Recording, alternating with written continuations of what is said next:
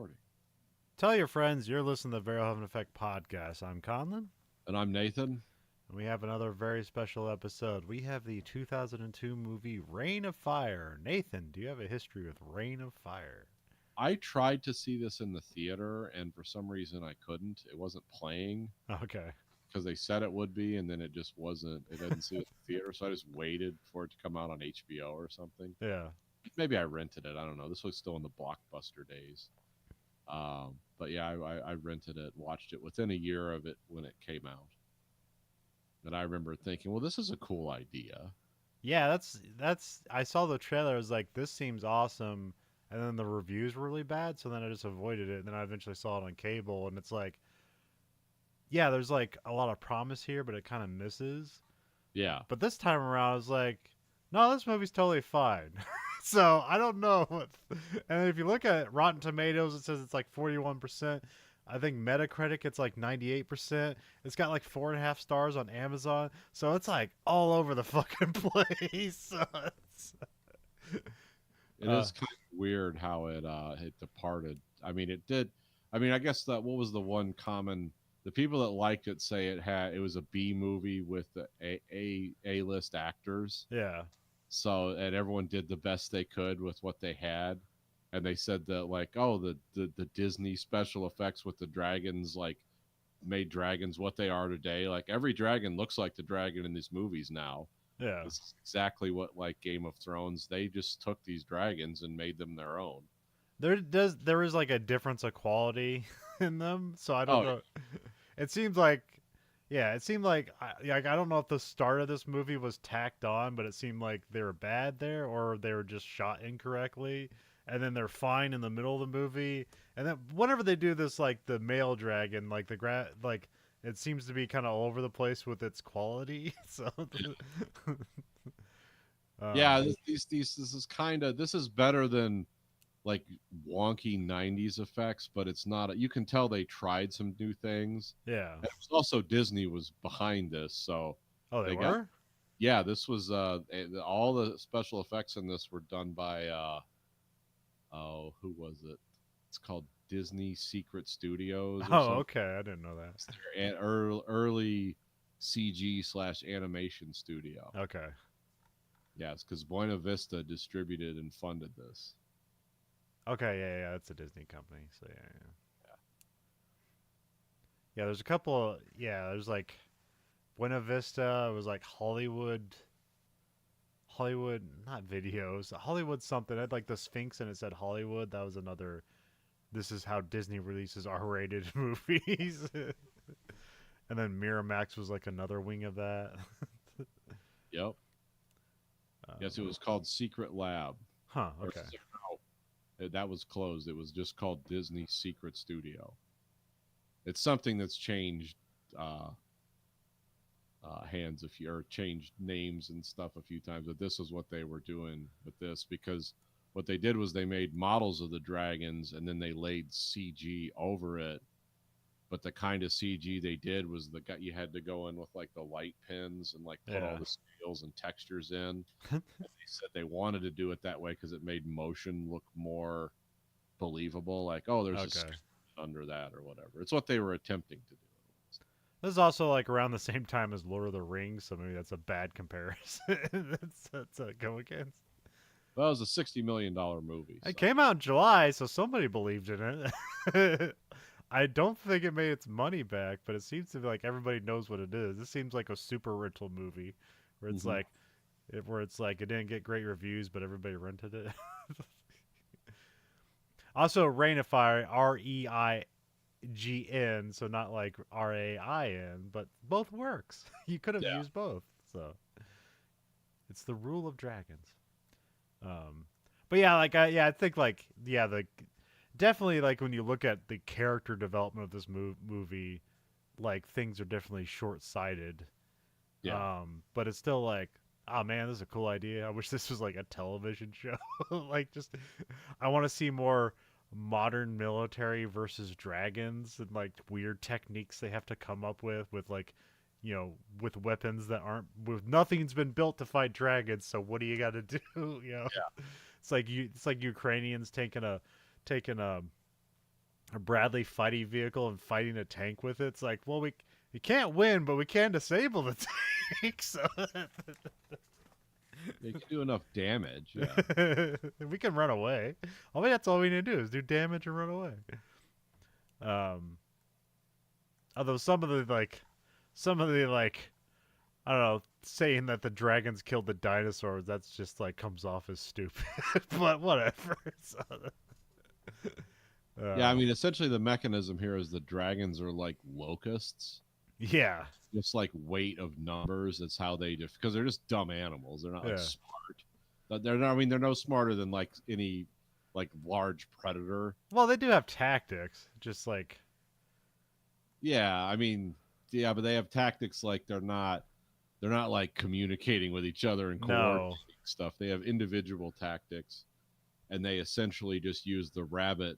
Like, what if tigers bred like rabbits or something? Yeah, It's yeah. like just defeat them with weight of numbers. But yeah, you never see them like coordinate anything together. It's always No.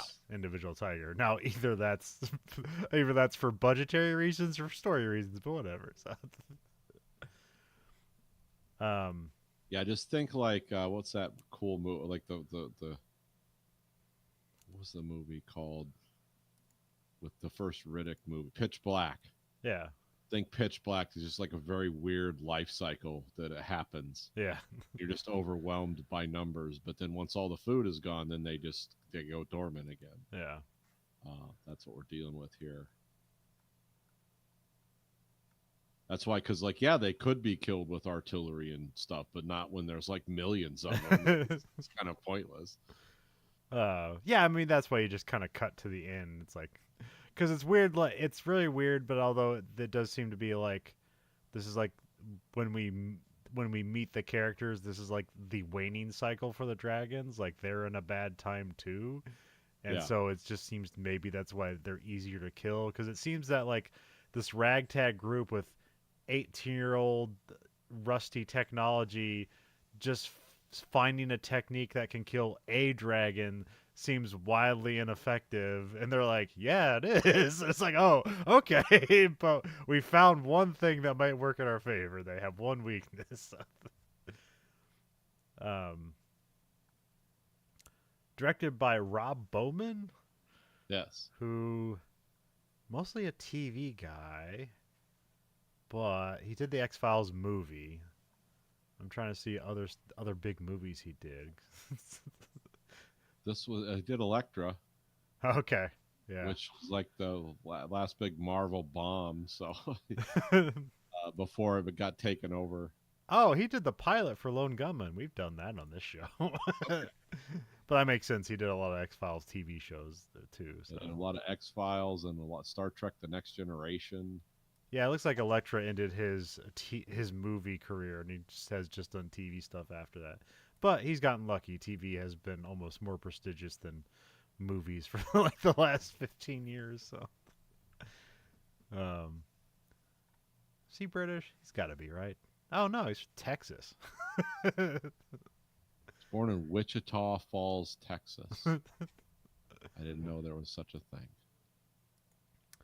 Cinematographer is Adrian Biddle, who he's done a lot of impressive stuff. Not all of it good, but it's impressive. So, we did one of his before. He did like the Mummy movies. Oh, he Okay. did last time we saw his. He did Event Horizon. Yeah, he's an Event Horizon guy. I remember hearing about that. Also did like V for Vendetta, which that's kind of funny because I believe the director of V for Vendetta was like the director of photography for the Matrix movies. Oh, James McTeague. Yeah. Okay. Um, so this is your cinematographer's cinematographer. So, yeah, he worked. Yeah, he worked with. Oh yeah, he was like a focus puller on the original Alien movie, and then he was the director of photography on Aliens. Okay.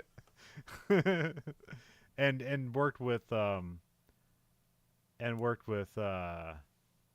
no, why can't I think of his name? You know, the guy with the brother, the British guy, Ridley Scott a bunch too. Oh, yeah. So yeah, Adrian Biddle did some impressive. You know, also like Judge Dredd, which like that's a a bad movie, but it looks cool. Yeah, it actually looks like the comic books. It's just Yeah, yeah. story didn't follow through. um, written by Grave Shabbat, Kevin Peterka, Paterka, and Turk. Matt Greenberg, which I think Yes. these are like all British guys, and I think Yes. Greenberg's the only guy who's like ever did anything else, but like none of it's none of this is not really an impressive resume for this movie. There's three people writing on it, so I don't know about the writing cycle of this movie. So Well, the screenplay was like optioned by, I think it was Hollywood Pictures, I think, okay, that's Disney. 1996. Okay, And they kept passing it to directors, and they were like, "This is cool. Who's given us $200 million to make this? Because that's the kind of movie, that's the kind of budget we're looking at." And there, a lot of directors passed on it because they're like, "Yeah, you're not. The money you're talking about to make this kind of movie good is no way. I wouldn't touch that." yeah. So that's so the script had been around a while before it finally got made. Okay, yeah, here it has like Greg Shabbat and Kevin Peterka. There it has the ampersand, so they wrote it. They wrote a version together, and then Greenberg came in and did probably like the last pass on it. So that's Yeah. how that goes. And there's probably like 400 ghostwriters on this. So if it just passed through a bunch of producers' hands, let's get my guy on it. Yeah, because I was listening to a podcast where they're doing Seven, and I was like, man, what's Andrew Kevin Walker doing? Because like all I know he's like I know he did like punch up work for like Fincher like all the time. So did he just make a career doing punch up work for Fincher, or I'll look it up now because what the hell else has Andrew Kevin Walker been doing, or is he even still alive? Oh, he wrote that Netflix movie The Killer. Which, did Fincher do Okay. that? I don't know. Yeah, Fincher did that. Yeah, I Oh, haven't seen like I haven't seen any of the Netflix Fincher movies, so I haven't seen a Fincher movie in a long time. Because I know he did that one called Mank, and even like Trent Reznor did like the music for it, and I saw the trailer. I was like, I don't know what this is. I'm not watching it. So, let's see here. What else does Andrew Kevin Walker done? Yeah, nothing. Yeah, he's just like he did the 2010 Wolfman, that's the one like Benicio del Toro. okay. That's like the last big thing he did. Huh. So yeah, he must be doing like stuff behind the scenes, or maybe Seven was an anomaly. I don't know. Because do you know his story? No. He's like making like 90. He was just like writing like it was stuff for like you get like $1,000 a screenplay, and he was just writing scripts for like these like schlock movie companies, like he even called it like below trauma. Okay. If you don't know what trauma is, it was like a, like a New Jersey film company that made like was like Nukem High or something like that, and like the Toxic Avenger. There's these incredibly like over the top exploitation movies with just like sex and violence, and made for like $1. Yeah. I think famously the guy who ran it, like there's like a he took like some Cadillac or something, or just some Oldsmobile, ran it off a ramp and exploded it, and like it was him in the car doing it because he didn't want to pay a stunt guy to do it. um, but he did like Seven, and then he did 8 millimeter, which that's like almost ironic. So like it's you do a movie with a seven in it, then the next movie is eight. Um, but I also know he did like rewrites on like Fight Club and Panic Room, uncredited. So, but he must have got paid a bunch of money. So I don't know how any of that shit's worked. So Yeah, I do not understand how that. It's like, and money is made somehow. yeah, there's like oh, like, man, there's like some guy I don't know, he's like a jovial fat guy. I think he's gay, and he's always like on like Hollywood squares in like the '90s. Do you know who I'm talking about? Uh, Like has blonde hair and like a beard and just anyways, like this guy was like the punch up guy for Hollywood. So okay. he basically like everybody knew who he was, but there was nothing ever credited to him because he just did rewrites in the background and made tons of money that nobody knows about. So- and then he would just get invited to do like talk shows in Hollywood squares, and everybody's like, "Who's this guy?" It's like he's just some guy from Hollywood. So, um, and then the closest I ever got you know about that stuff is like Patton Oswalt talking about doing punch up work, Yeah. which is like basically uncredited work where you come in and do jokes, and like the punch up work he was talking about like is for like animation films, and like we just need jokes to be yelled from off screen. And they're like, that doesn't make sense. It's like, well, the movie's made. We're not gonna spend more money animating new scenes, so we need jokes that just happen from off screen. So, Huh. uh, um, so yeah. So mostly this movie is written by kind of anonymous people, but I don't know.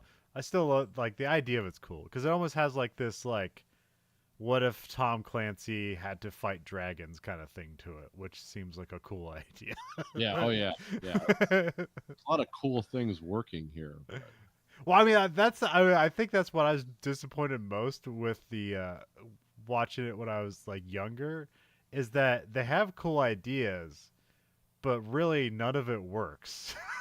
well, yeah, because the guys show up with tanks and stuff later. It's like they're gonna use a tank on a dragon. It's Yeah, it's no. gonna be awesome.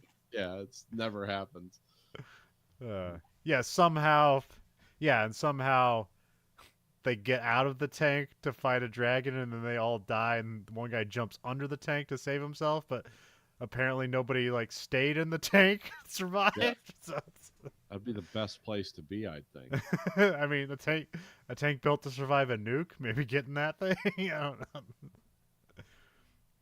Of course, I learned from reading those. Well, this is mainly Soviet era tanks, but I did learn from reading the like the those translations. It was basically chronicles of the Chechnyan wars that were going on in the 90s when Russia just invaded Chechnya Yeah. because of all the terrorist attacks in Moscow.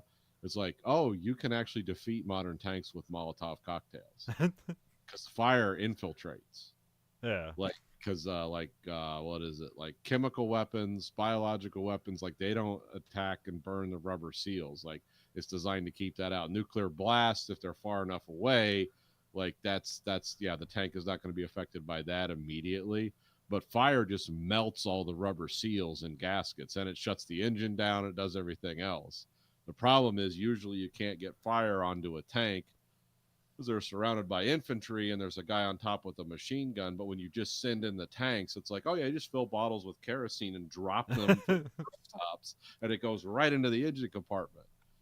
Because they told the Russian tank people they sent them in without infantry support. They're just like Yeah. just blast the city, and it's like, well, yeah, they're just and the guys knew it's like they're gonna burn those tanks out as soon as they get between tall buildings. They're just gonna pour liquid fuel all over the tanks. They're going to burn them all up. And no, it won't. The tanks are impervious. It's like, no, they're not impervious to fire.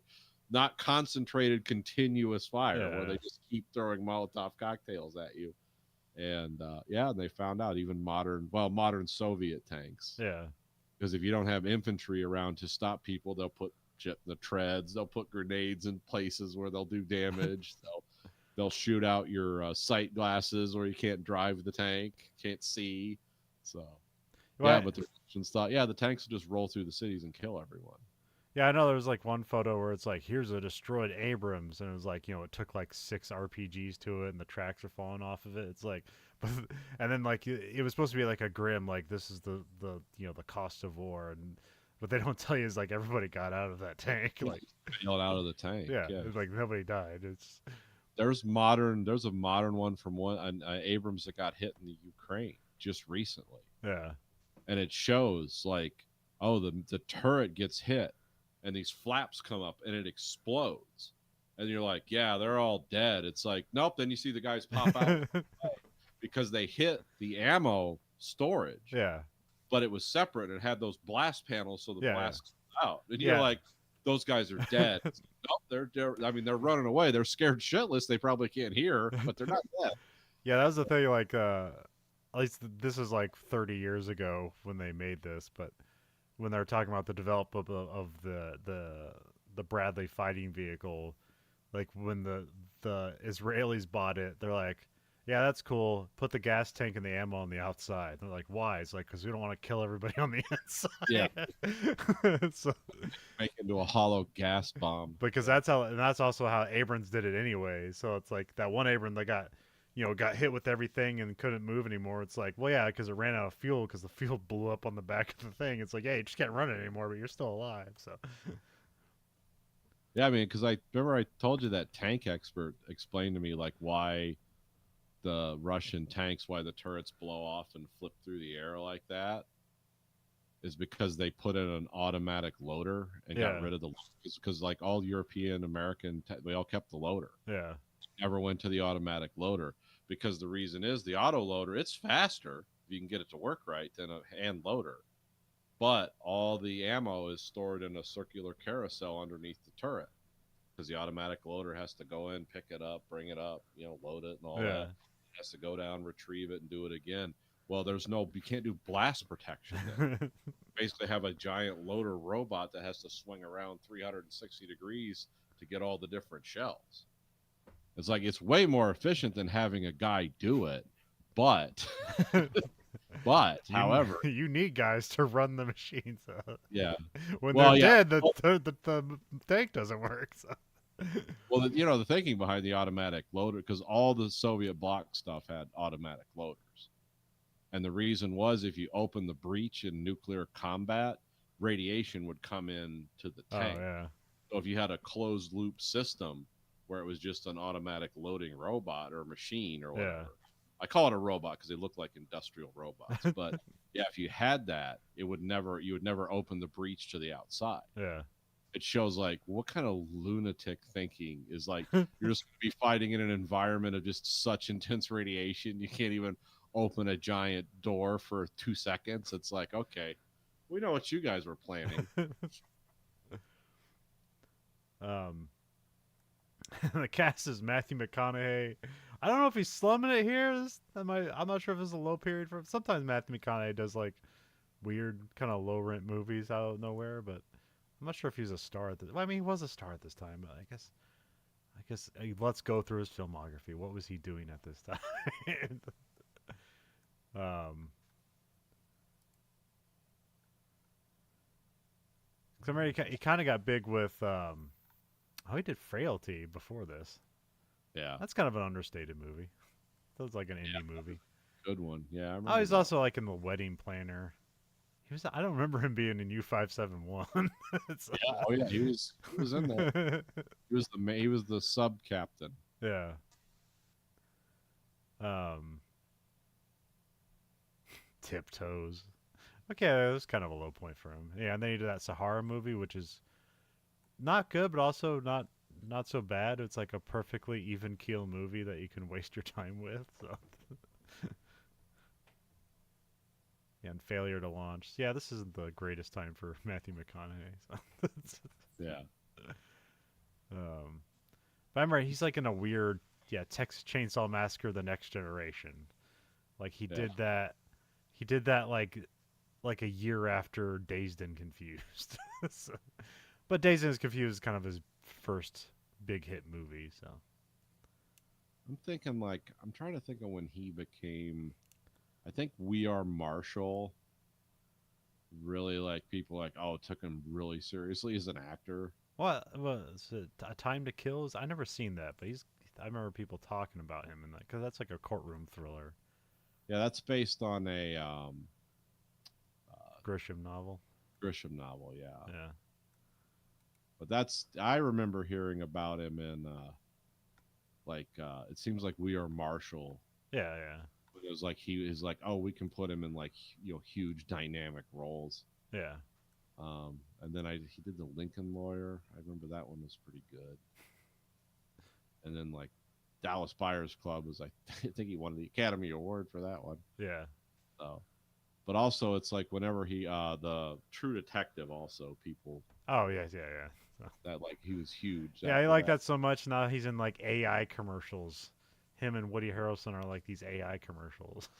Yeah, Like the commercial is for like medical AI or something like that. So it's something like that. it's Yeah, not them AI'd into a commercial, which that will probably happen as well. But whatever. So, Christian Bale, this is this is post Psycho, but he still yeah. isn't. He still is, but this is pre Batman, so he's not a huge he's not a movie star just yet. Um, and then Isabel Scorupco, like I think this image of her is like on her IMDb photo.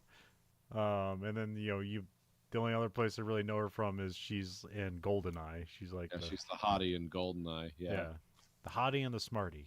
So, yeah. is she supposed to be American in this movie? I don't. If she is, it didn't work. Yes. Okay.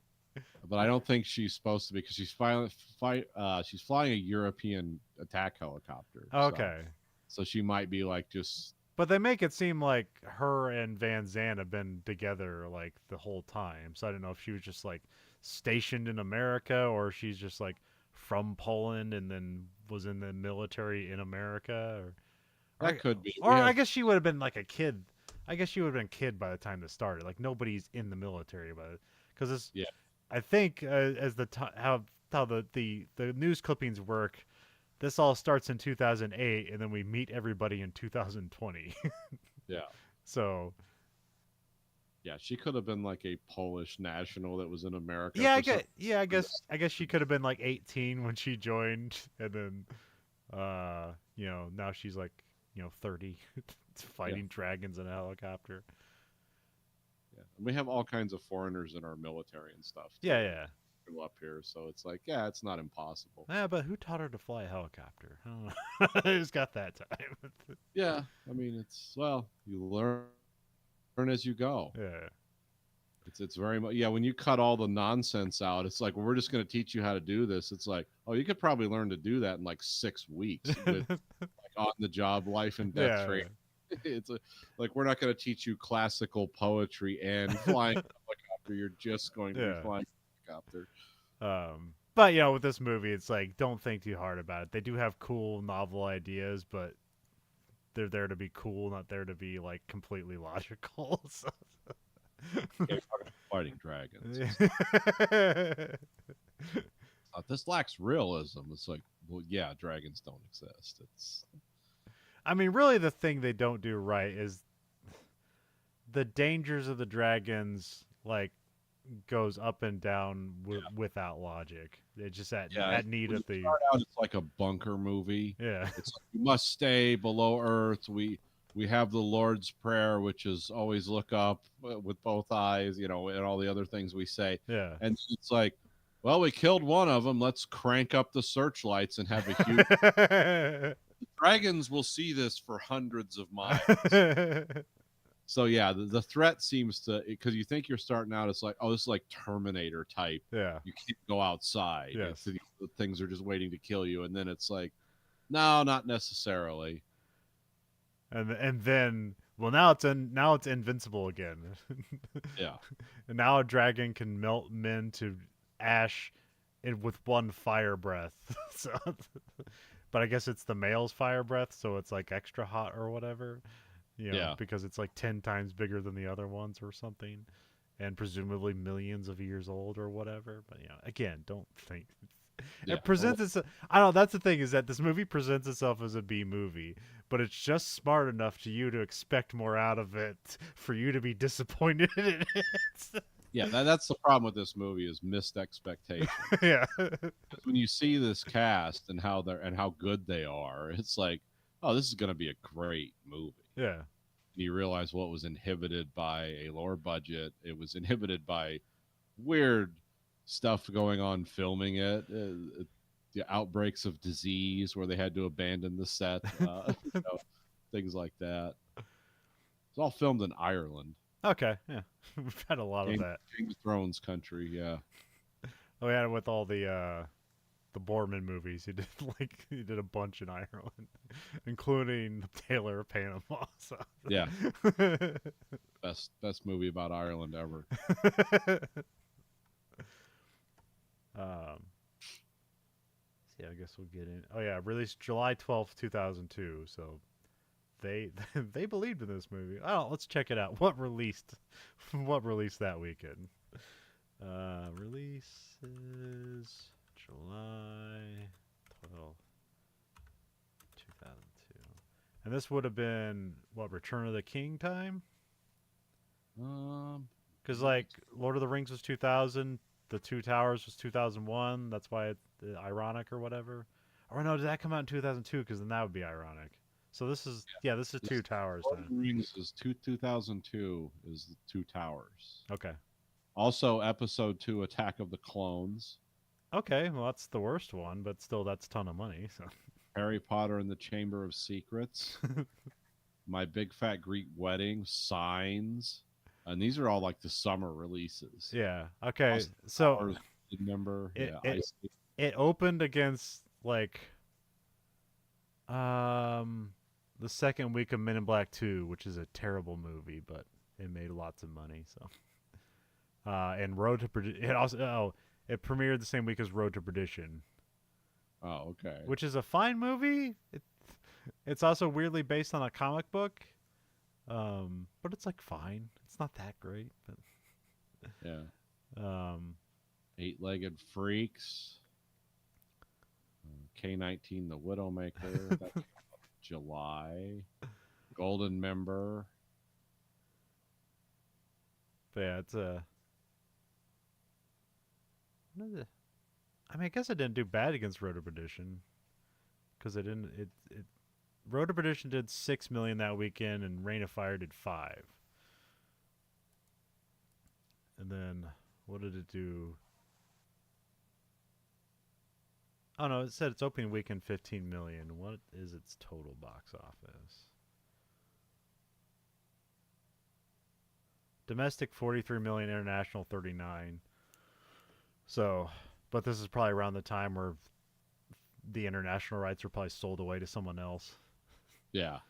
And so, yeah, what's this? Yeah, $60 million budget. So who knows what that means? So there's always math that like if you have a $60 million budget, then you have a $60 million advertising campaign. So this is presumably a $120 million movie or whatever. So Yeah. So yeah, this is read in the books. This is read in the Disney books. So but also it's still like. Here is the first 28 days later. Wow, that's crazy. What's that? This came out the same year 28 days later came out. Oh, okay. That's crazy. I was thinking that the movie as being a much older movie than it is. Yeah, yeah. I was put that, it's like, was 28 days later a 90s movie? No. No, they shot that. They shot that on consumer cameras. Yeah, I know. It's just it seems older than what it is. Yeah. Well, yeah, old. Yeah, especially like. It's also weird. Like this is like a pretty, like, for a PG-13 movie, it feels a lot rougher than that. Yeah, it's a very bleak movie. The bleakness and the color scale of this movie make it seem darker than it is. Yeah, and this is like post 9/11, so maybe people weren't looking for that. So,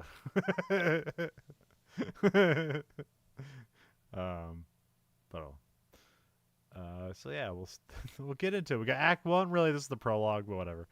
Roll into Act 1. We get credits roll. We have like weird flapping darkness, which just ends up being like pigeons, but it's supposed to be like. What are we supposed to? We're supposed to imagine these are supposed to be dragons at first. Like, is this movie starting with you've seen the advertising campaign and you know there's dragons? Maybe, or it's just trying to be weird. I don't know. I know, like, usually advertising campaigns are completely isolated from the production of the movie. Yeah.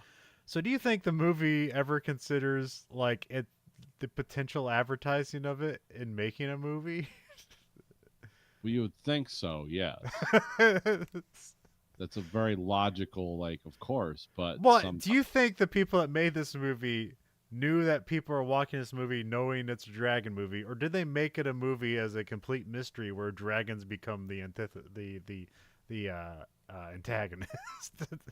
no chance, because I'm looking at all the posters for the movie, Yeah. and dragons are in all the posters. So people would know.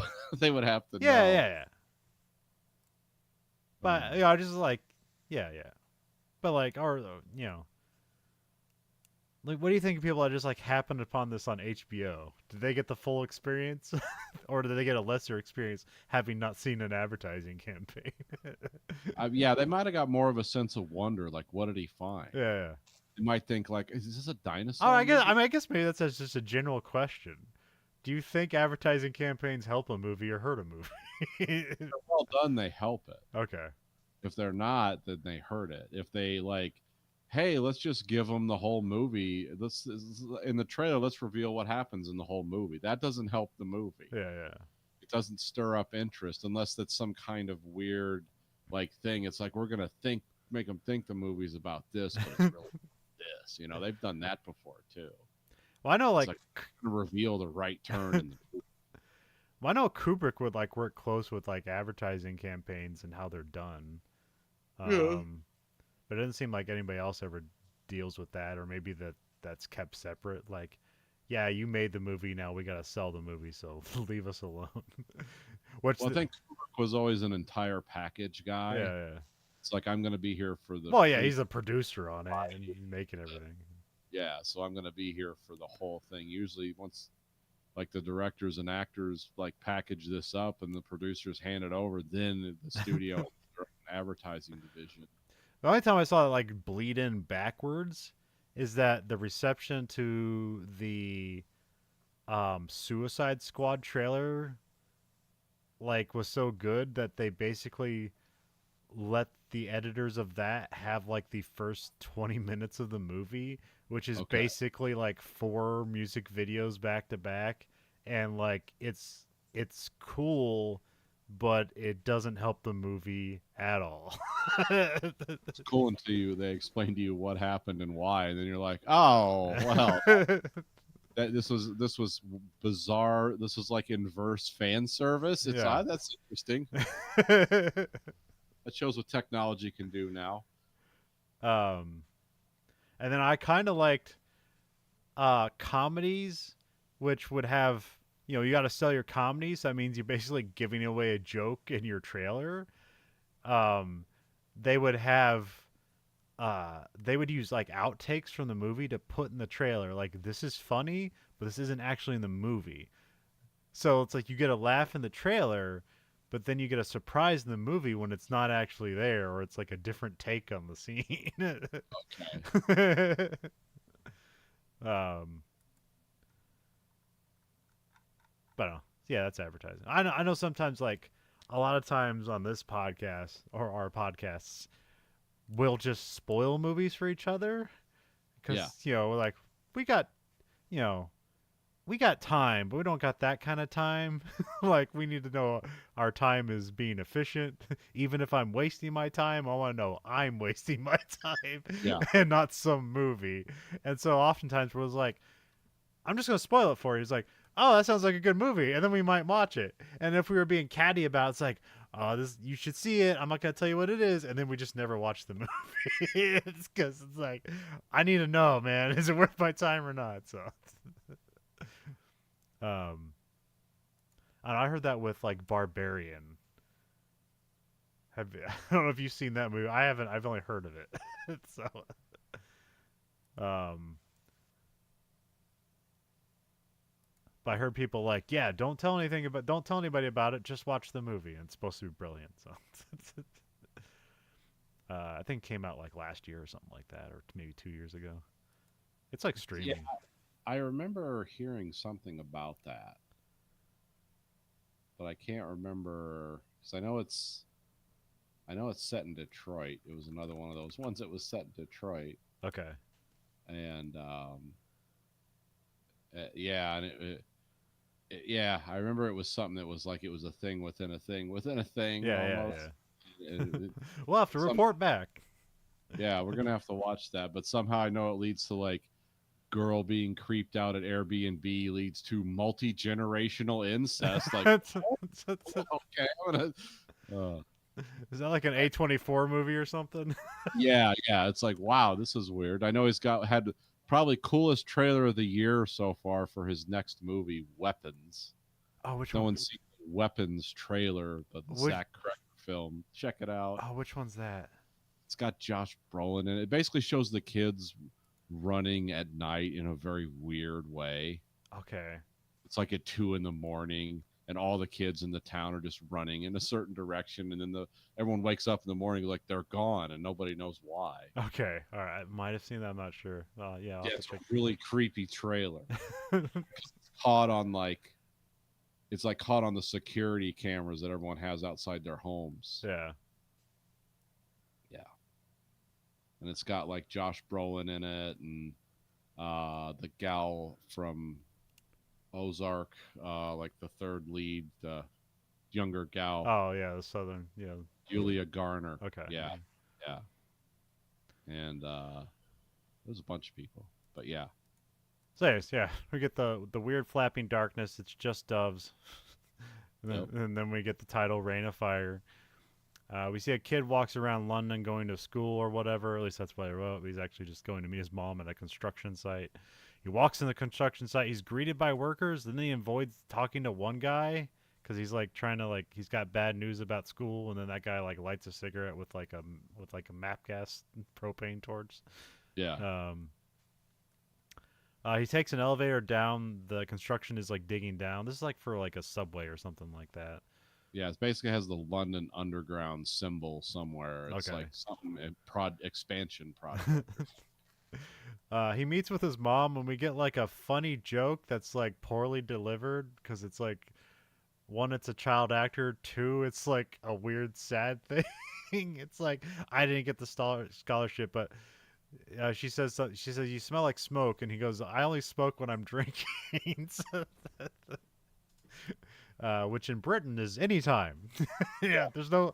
I don't think there's any. I don't think there's a drinking age limit in London. It's just kind of like, be smart about it.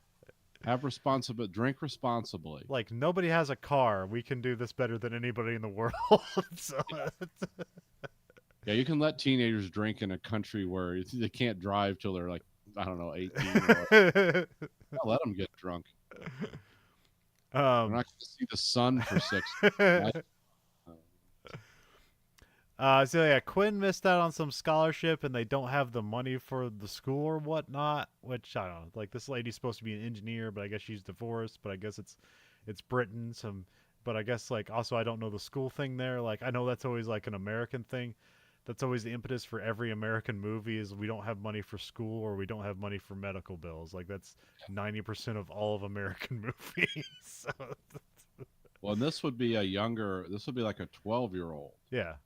So it's like, yeah, she needed to come up with like 3,200 pounds, which I think in that time frame would have been.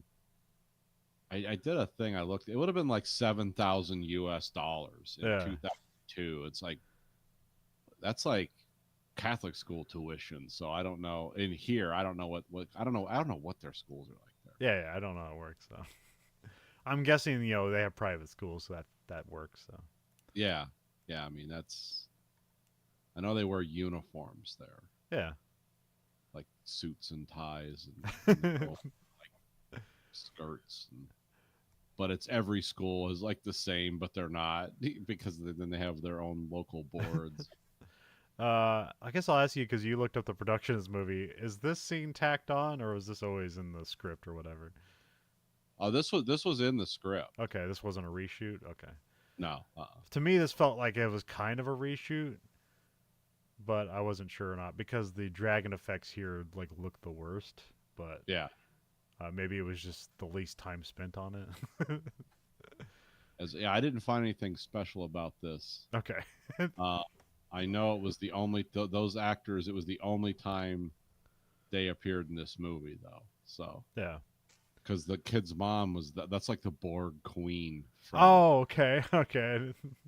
There's a lot of Star Trek people that pop up in this movie. Like, what's he doing here? So, Well, I think she almost died recently. huh. Her name's Alice Krieg, or maybe she did. No, she's still alive. Okay. But yeah, she was like the Borg queen in the movies, and then on the Picard show, Yeah. I think she renewed her role. Oh But yeah. as soon as Well, she also came back for they had her in Deep Space, or no, they had her in Voyager, like right? that's right, Yeah. yeah, yeah, she was always that Borg queen.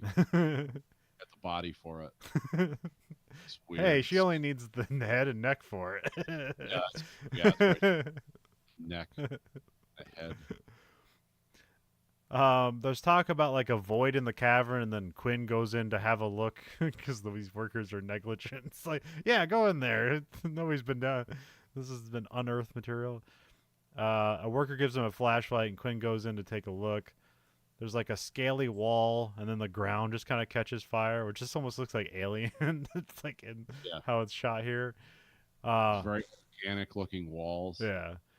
And then he sees a dragon who spits something in his face, which we know is like this is how the dragons have a weird like dual. It's like a mixing chemical thing that creates the fire. So it's like both glands emit a different kind of liquid that when they come together create fire. So Yeah, I guess this thing's been asleep for millions of years, so it's it's not firing up just quite yet. So it just yeah, basically just spits gasoline in his face. And this is where like yeah it's the dragon's weirdly lit, so it almost looks like it has like a cherub smiley face on it. So the special effects don't look great here. So, but it could have been like, the first time they. It's like, well, it's dark, but we need to show its face, and how are we gonna do that? It's like, well, we need to like have the like the fire in the scene light up its face, and then nobody bothered to get data on how to do that correctly, and then they just had to try to make it up in the back end somewhere. Um, so yeah, then he runs out of there, and then they're like, his eyes are like red because like I said, he basically got his face doused in gasoline. Um, uh, and then some of the workers are like going to like where he was, and they're like, no, it's dangerous. And then we see like the workers like they you see him see something, and then we just cut to like the cavern being filled with fire, and then Quinn and his mom like take the elevator up, and then like the dragon like flies up through the tube and like crushes the elevator and kills Quinn's mom or something. that's what I'm assuming happened. Yeah, Yes. because then then she's just like he's like kind of wakes from like the destruction of the dragon just crawling out of the tube, and then his mom is just kind of like laying on top of him, and there's like just a string of blood, and he just goes, "Mom, mom," and then all right, she's dead from something, presumably crushed. You do. This was the theory for the design of the dragons in this movie was they wanted the head to kind of look like a spitting cobra, Yeah, and they wanted the body to be kind of long and muscular, but they wanted the wings high on the body like a wasp. yeah, So they wanted it to look like some kind of stinging, biting creature yeah. just by design, and they gave it bat wings because that creeps people out because the movement of bat wings is more random than bird wings Yeah. because bats kind of stabilized. Well, bats aren't birds; they're just mice with flaps. Yeah, so they stabilize a lot different. It means they flap more. And yeah, so they really tried to make the dragons seem like just creepy and uncomfortable to look at. Well, the female dragons are more like dragons you like, almost like dragons of myth. That's what they look Yeah, like. And this one has like is extra weird where it has like the kind of the wing is on its tail and like connects up to its flapping wings. yeah, And then there's like holes all around it, like I guess to imply age or something. I'm not sure. So yeah, something like that. like I guess it doesn't heal or whatever. So I just noticed on the poster they have like an Apache helicopter. It's like that's not in the movie. That's what everyone wanted to see. Yeah, yeah. Give me that prequel. Again, I want to see this as an HBO show. Yeah. I mean, so yeah, we get news clippings. We like I see it like it talks about like boy, escapes 2008, and then like that kind of like switches over to basically the dragons taking over the world, but also like the we tried to fight the dragons with nukes, and it basically just made everything worse. um, so like presumably like it's the dragons aren't at fault for all this hellscape. It's like half our fault. But maybe that works in people's favor. Like, did they smoke out the food chain quicker than other ages of dragons? Well, it doesn't seem like they needed to exclusively eat people. They just, yeah, if you used a bunch of nukes, you would kill all the crops. Yeah, And we also don't know like what does our dragons radiation resistant? Are they more affected by it? We yeah, don't know. yeah. Damn it! I want to see that's the problem this movie inflicts on itself is it's just smart enough that you then have questions. So, well, what about this and what about this? And this movie's not necessarily concerned with that. So No. it just wants to be smart enough to be taken seriously, not tested. Which I can understand completely.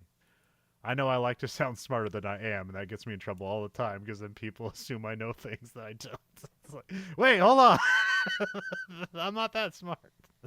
I actually had this conversation at work with somebody just this week, weirdly enough, because people ask me like weird, like, we don't know the answer to this. And it'll be some like literature or history question. Well, Nathan will know. Just ask him the answer. And the one lady was like, "You're smart." And I said, "No, I'm just full of trivia."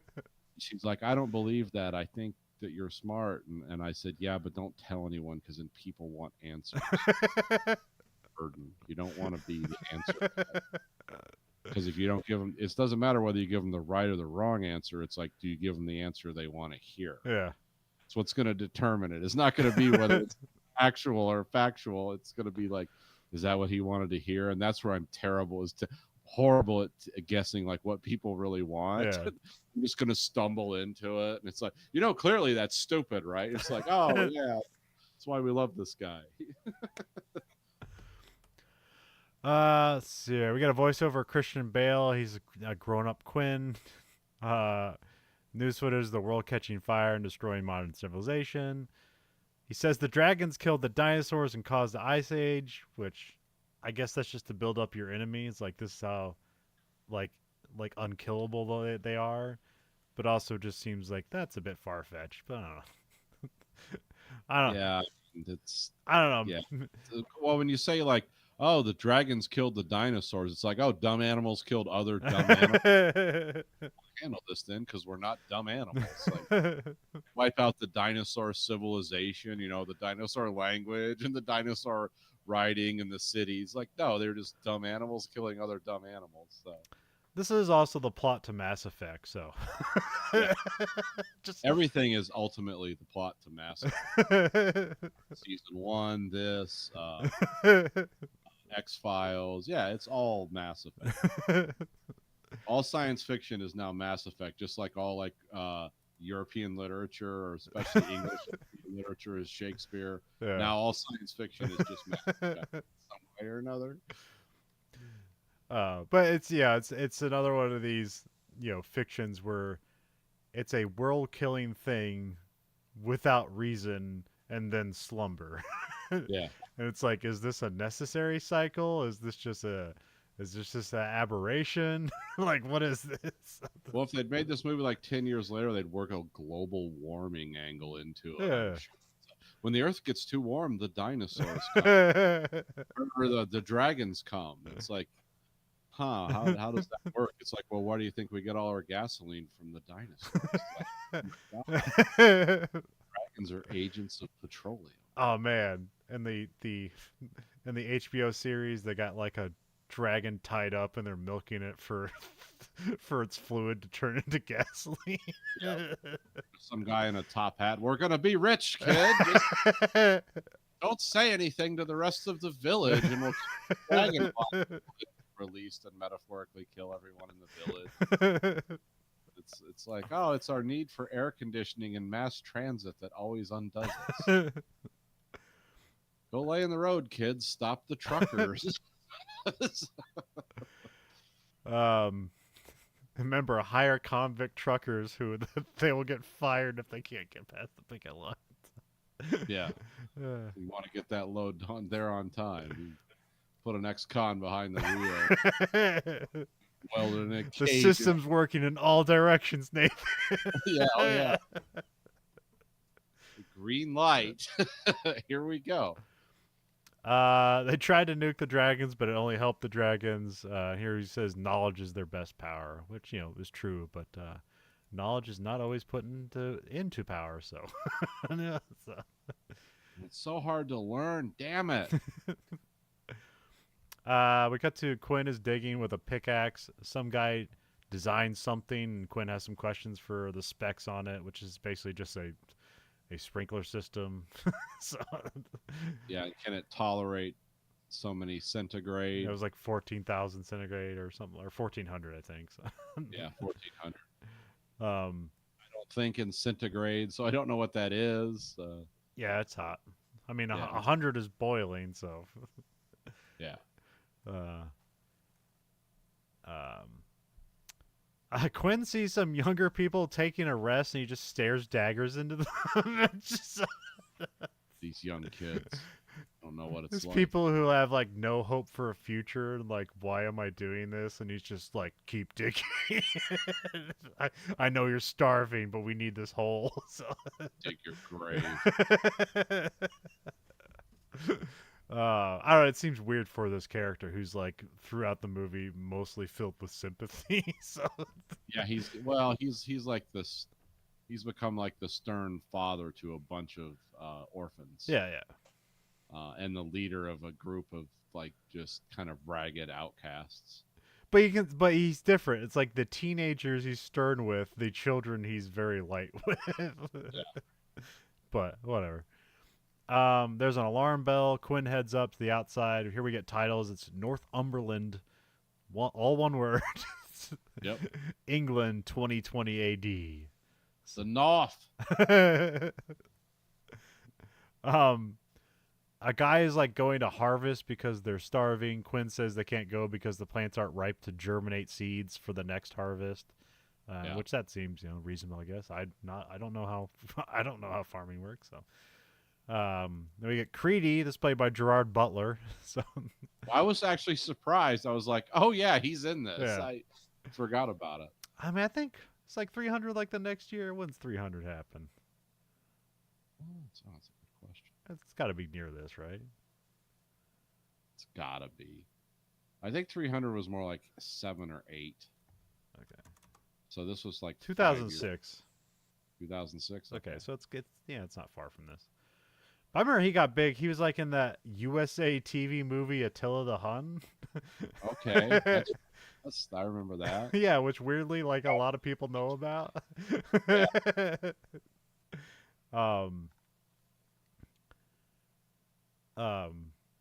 Yeah, now he's just kind of like a B movie action guy. Like he's just like the Scottish Jason Statham. Yeah. Does some really weird movies.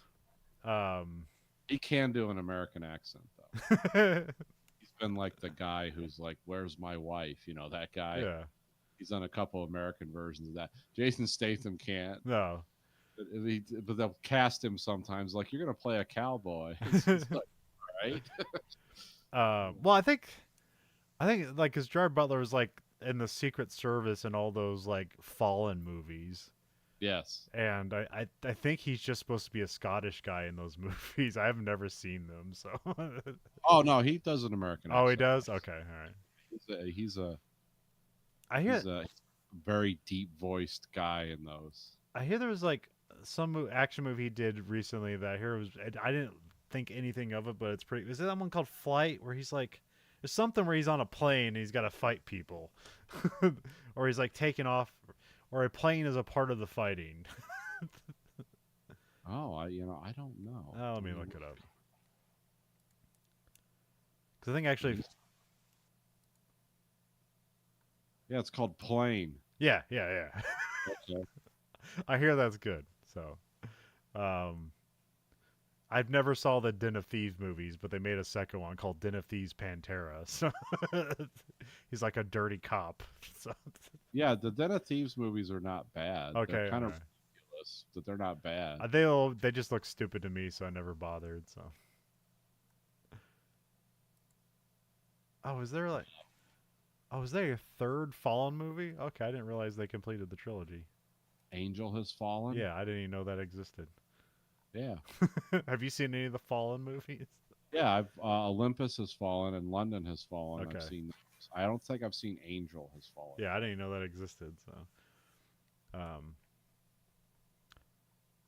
yeah, because all I know about the Fallen movies is that like Olympus Has Fallen was they cut the special effects on it like short to get out ahead of White House Down because it's Okay. like two Attack on White House movies, and and weirdly, I think even though I actually seen White House Down, it's a fun, stupid movie.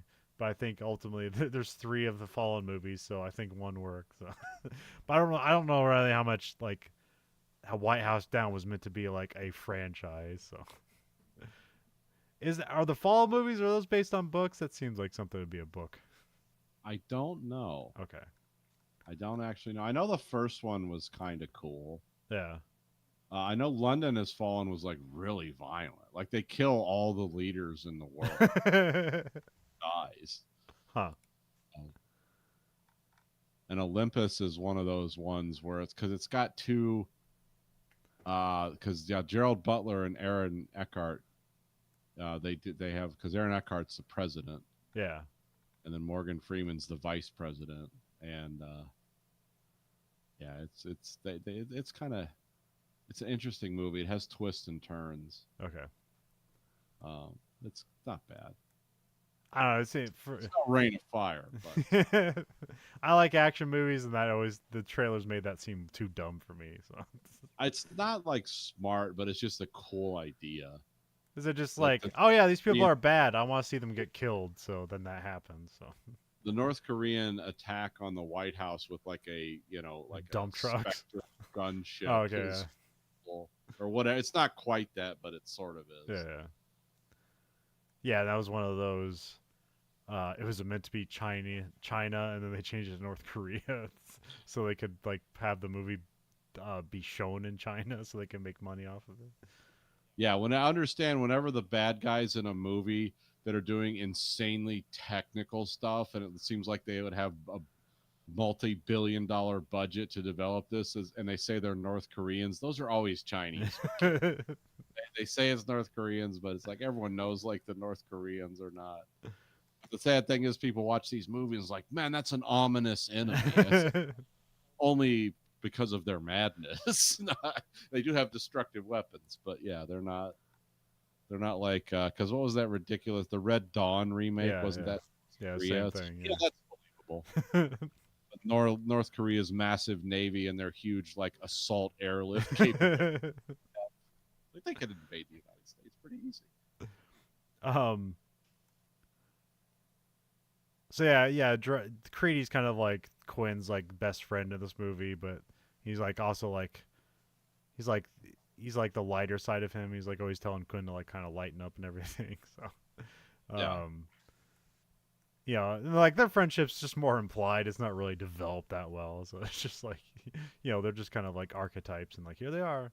This is a fairly short movie, so Yeah, I think this is a tight 90, as I remember. yeah, hour 41, so it'd been 101 minutes. But yeah, no, last Broken Arrow was like an hour and 49 minutes. So Okay. anything under 2 hours is a short movie because every movie nowadays is like 2 hours and 30 minutes, like at the min. So unless it's a horror movie, they get those in and out. So Yeah.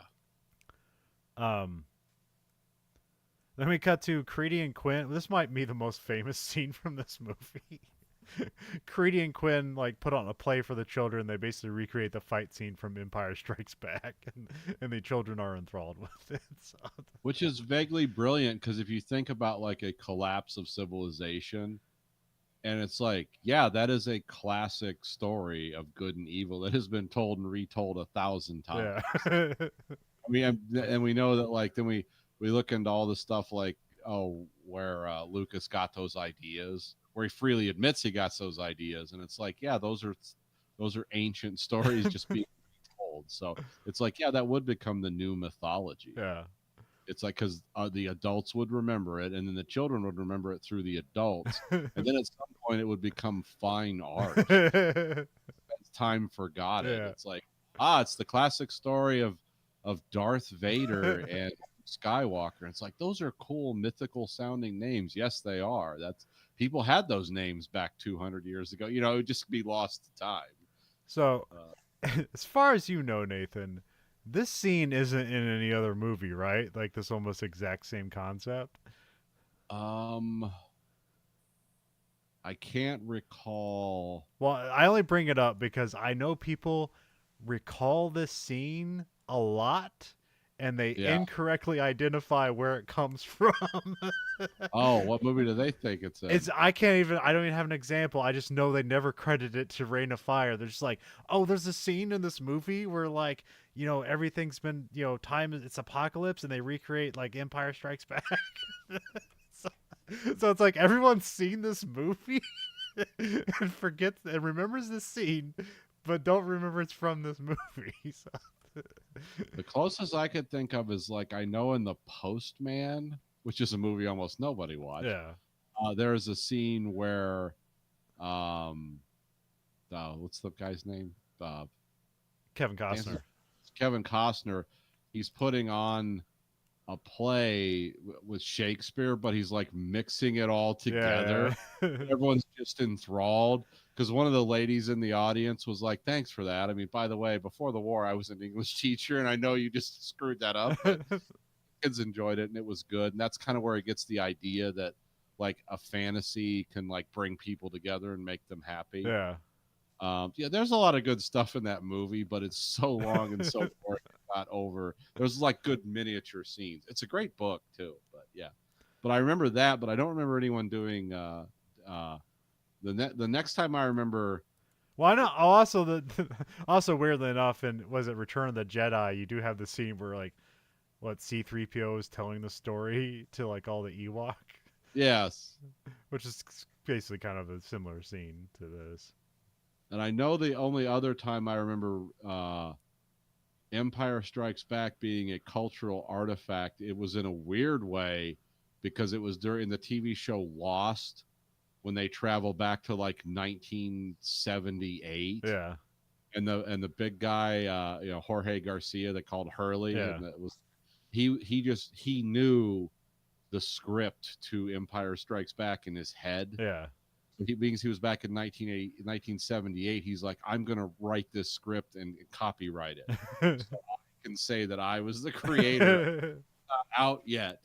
And they're like, yeah, Hurley, I think that might create more problems, or we got bigger into the world stuff to worry about. It's like, no, I'm doing this. And they show him like writing out like in script form. And so that was like, that's the only other time I've heard of Empire being a cultural artifact, but it actually wasn't. It was to Hurley, but at that time it would have been in the future. But yeah, there was some really good writing in Lost. Too bad it ended the way it. Well, I had a series of ideas for stories.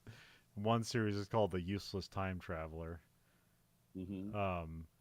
And so like a short story I had for it, which I never wrote, which is perfectly, that's me. I have the idea. This seems cool. And then it's like, well, this isn't going to end up anywhere, so so why write it? But it's like me going back in time with my car and a cell phone, and then basically it's like me trying to explain to future people how things work, but because I don't have like documents or actually know fully how things work, I can just give ideas, and then like when they've tapped me out of that me having half ideas of how things work, I then just I take the MP3s off my phone and like sell like Nine Inch Nails music to the world. It's like, well, it's not created yet because I go back in time in like 1974. Yeah, it's like 9 Inch Nails on 8-track. Yeah. And then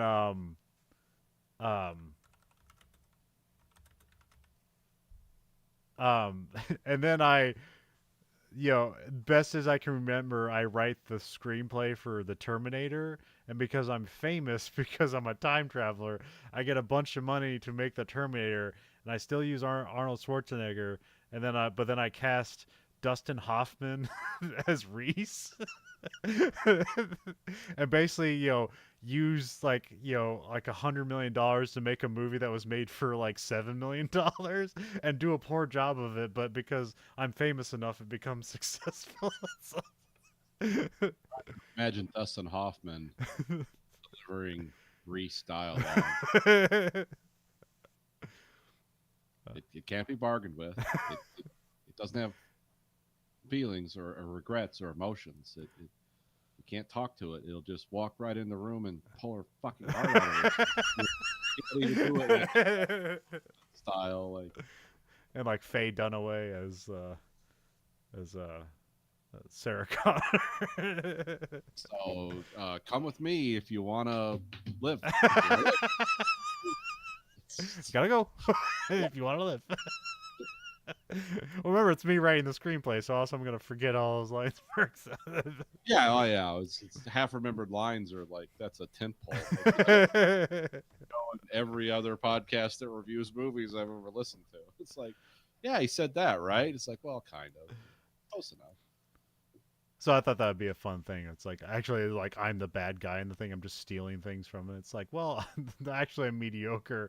I don't know how to explain things to become like an industry titan, even if I have all the knowledge of the future. Well, I have my knowledge of the future. That's the problem. I don't have knowledge of the future. I have my knowledge of the future, and that's why it's called the useless time traveler. Because if you actually go back in time, how much change can you really affect if you don't completely know how things work? It's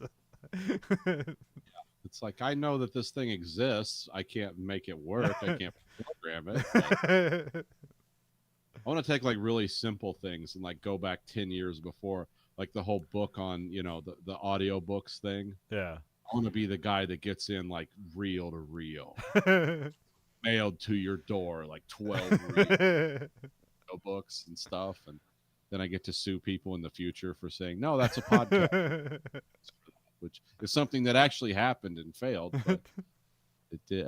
It's like, yeah, I want reel to reel audiobooks. um. Yeah. So and the kids are enthralled with it. I'm not sure if these are bad kid actors or what, but they seem really excited about this. So, Yeah, or these are good kid actors, or whatever they were reacting to was doing they're good. being shown something really cool. Here's a There's just gun. they were being shown something amazing, and because they're supposed to be kids like on the edge of like calorie deficit, Yeah. like people that don't eat all the calories they're supposed to fall asleep a lot and very quickly because it's one way for your body to save calories. So yeah, you'd really have to have these kids engaged.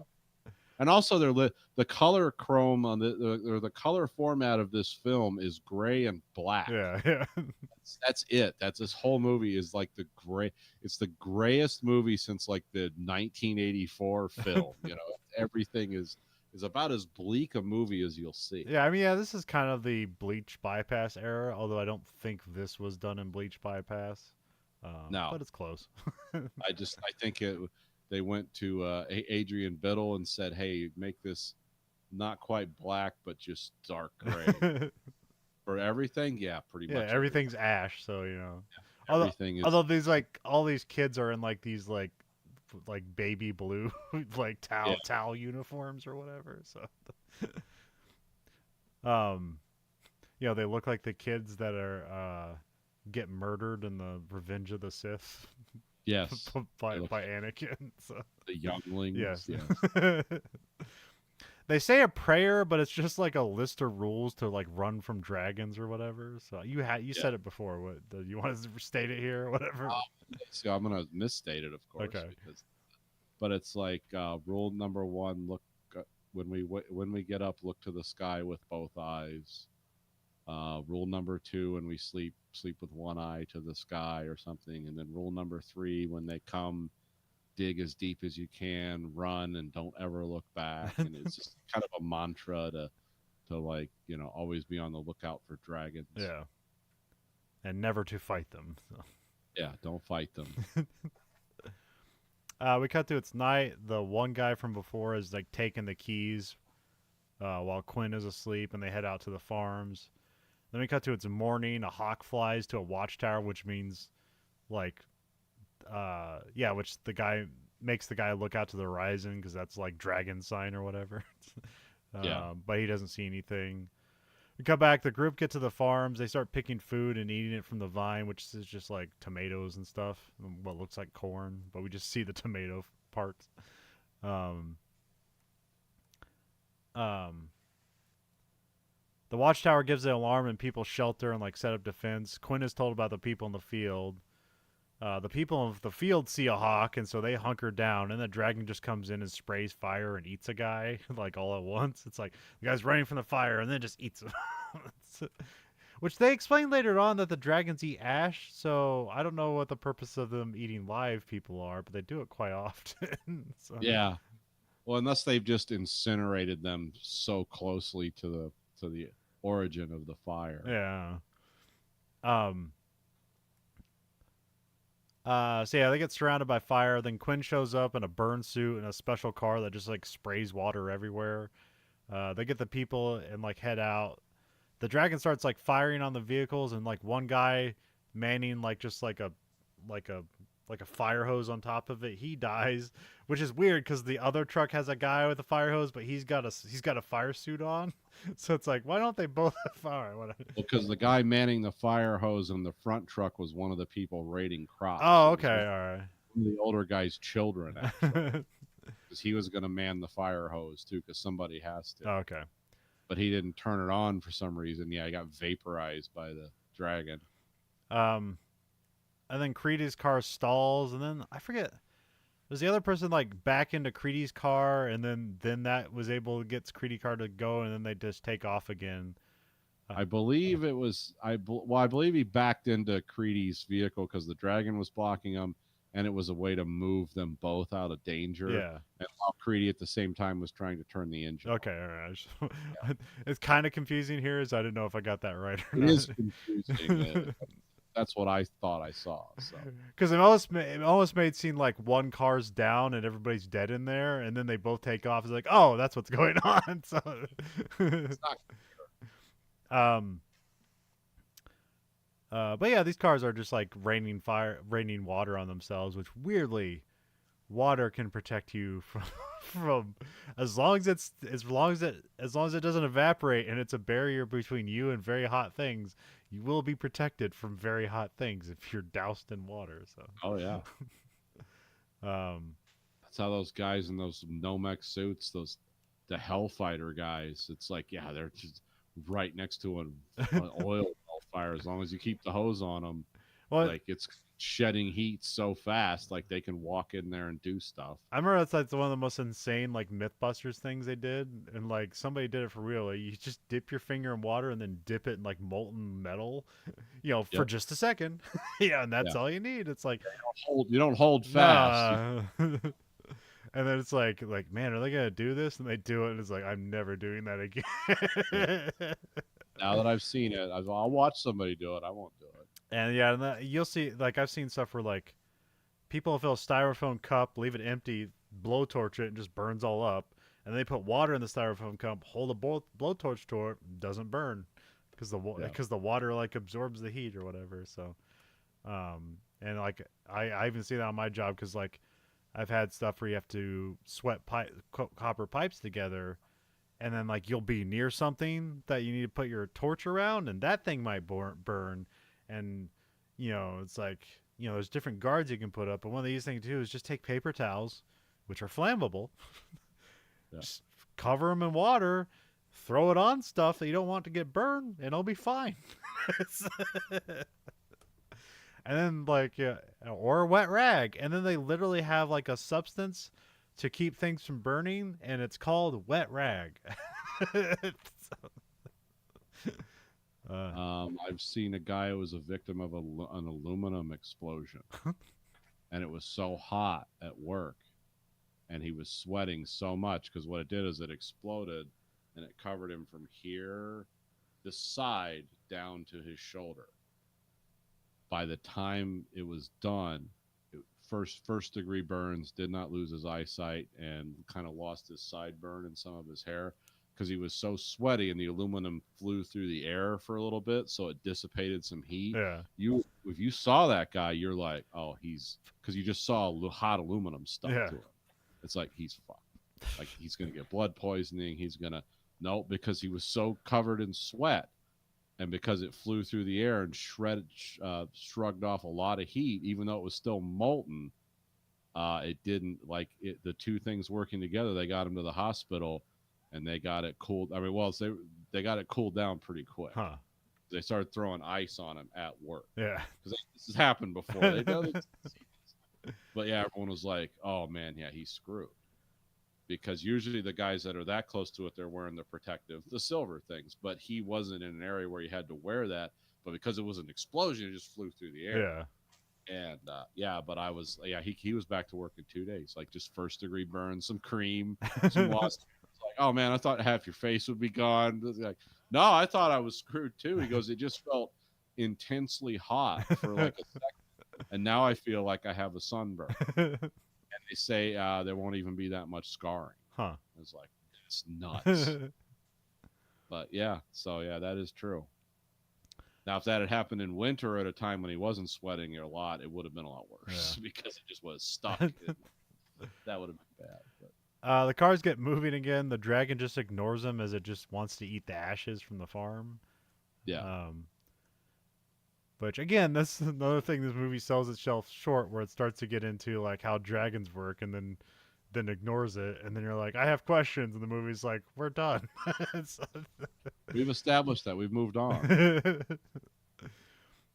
We got to Creedy and Quinn have a drink. Quinn is breaking down with like the gravity of situation, but like still motivated to try. So it's like, well, that's the best we can do. Still try. Because basically, like, they start out here. It's like, well, we're starving and we got to let the crop germinate. And now the crop's dead. So presumably everyone's going to be starved within the next 3 months or something. Horrible death. Terrible way to die. Yeah.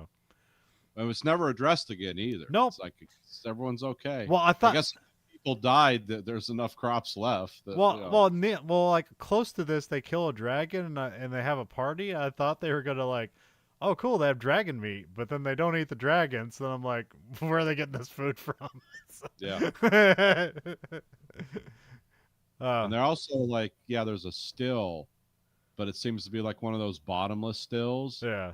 It's like I have books I've read about, like particularly about stilling and making your own booze and stuff, and it's like the amount of material they would have to ferment and purify to make that much liquor. That would be a significant portion of food. So does everyone just like throw a corn cob in every week? I'll take mine and booze. I don't know how that works either. Their food was only tomatoes. The corn was just for booze. But if you don't have medicine, like actually having a still and making high proof booze is not a terrible idea. Because it's a painkiller, it's a disinfectant. You can actually it's a fuel. Yeah. You can do a lot with it. That's why I got interested in it. Is like, well, this isn't just to get drunk. This is also, you can clean machine parts with it. Yeah, what's that in the Matrix? It's like great for getting a hangover, also great for degreasing an engine block or something like that. Yeah. Oh yeah. Yep. Creedy helps keep the spirit up though. We get like more news clippings of the end of the world. I can't remember why, but are they just like often? Because there's kind of like a library they keep of like, here's the history of the world, kids, but it's like incomplete and weird. So yeah, it's like, we have the full encyclopedia here except for the L or something. Yeah. It's things like we're missing one thing. Because it is like, I mean, like the world ended in 2008, but that's still a time of like lots of print media. So,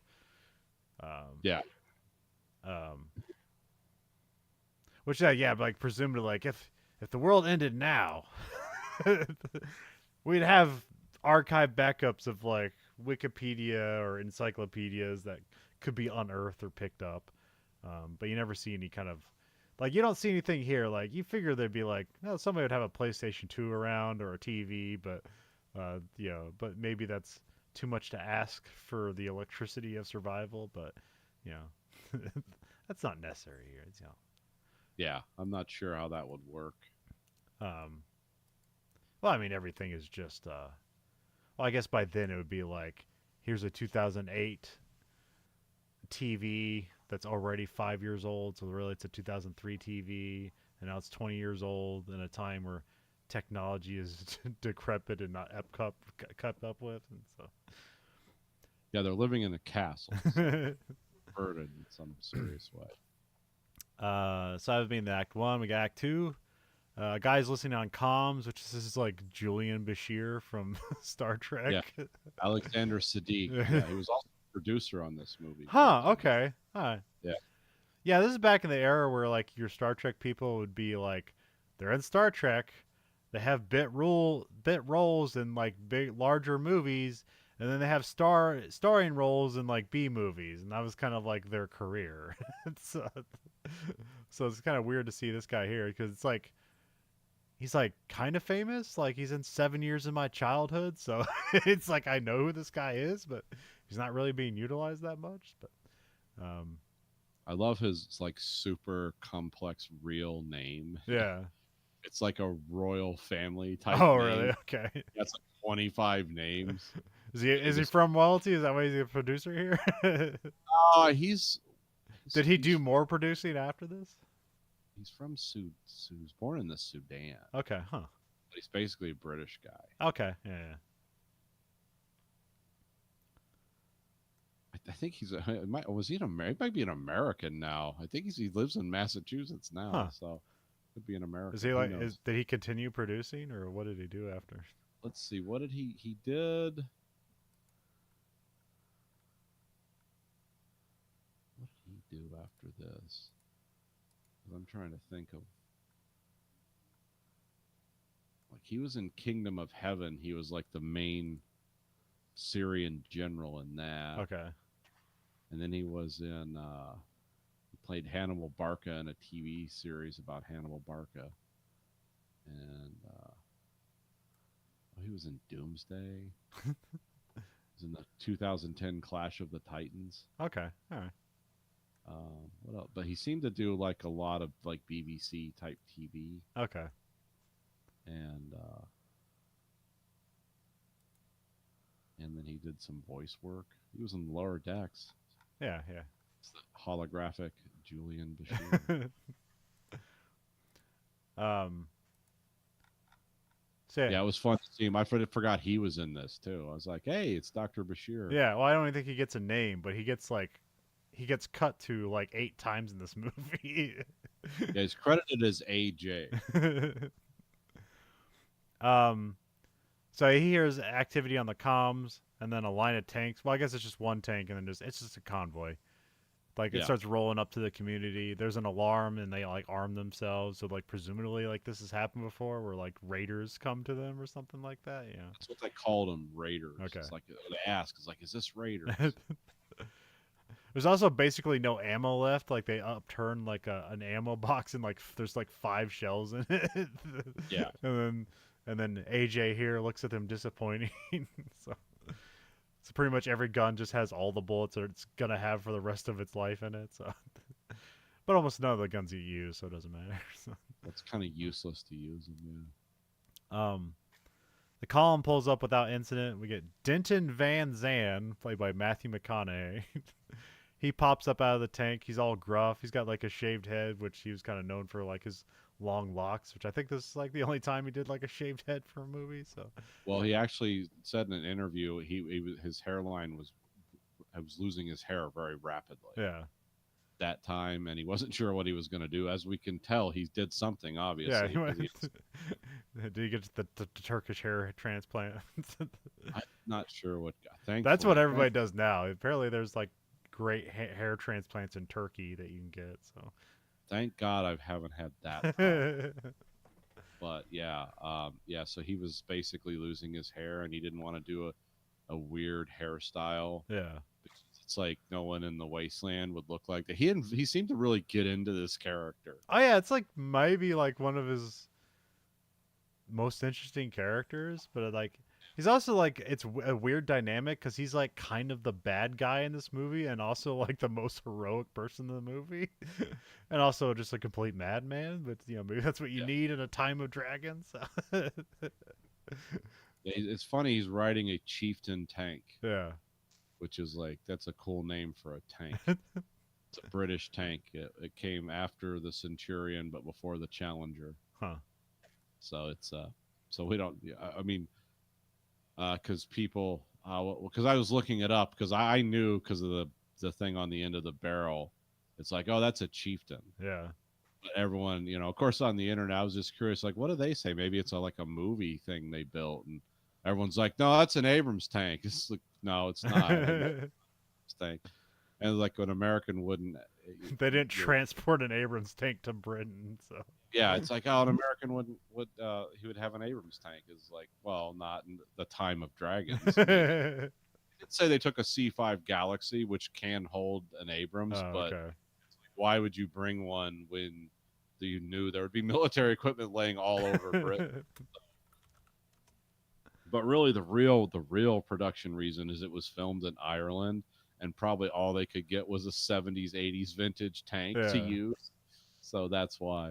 But Um. because there are a few things I recognize in their armor column because they're driving a Saracen, which is a wheeled armored vehicle, a British one, and then they're using a Russian Kraz. That's like their radar tank. Okay.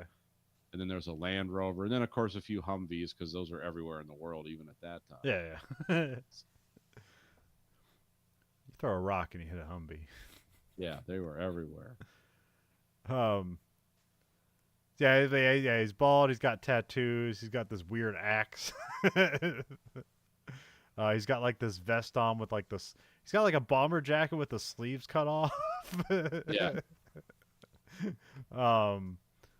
He's chomping on a cigar, and he's got like a bright American flag on his chest. So, and then of course, Gerard Butler says, only thing worth than dragons, Americans."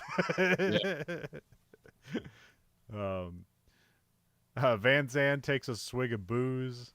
He says, "What a dump," and then asks who's in charge. So, because of course, you're thinking they're about to kill everybody here because that's how they present that this is a great danger. Van Zandt steps down, like arms out, and shows that he's unarmed. Quinn heads down with his rifle. He says he's Van Zandt of the Kentucky Irregulars. So,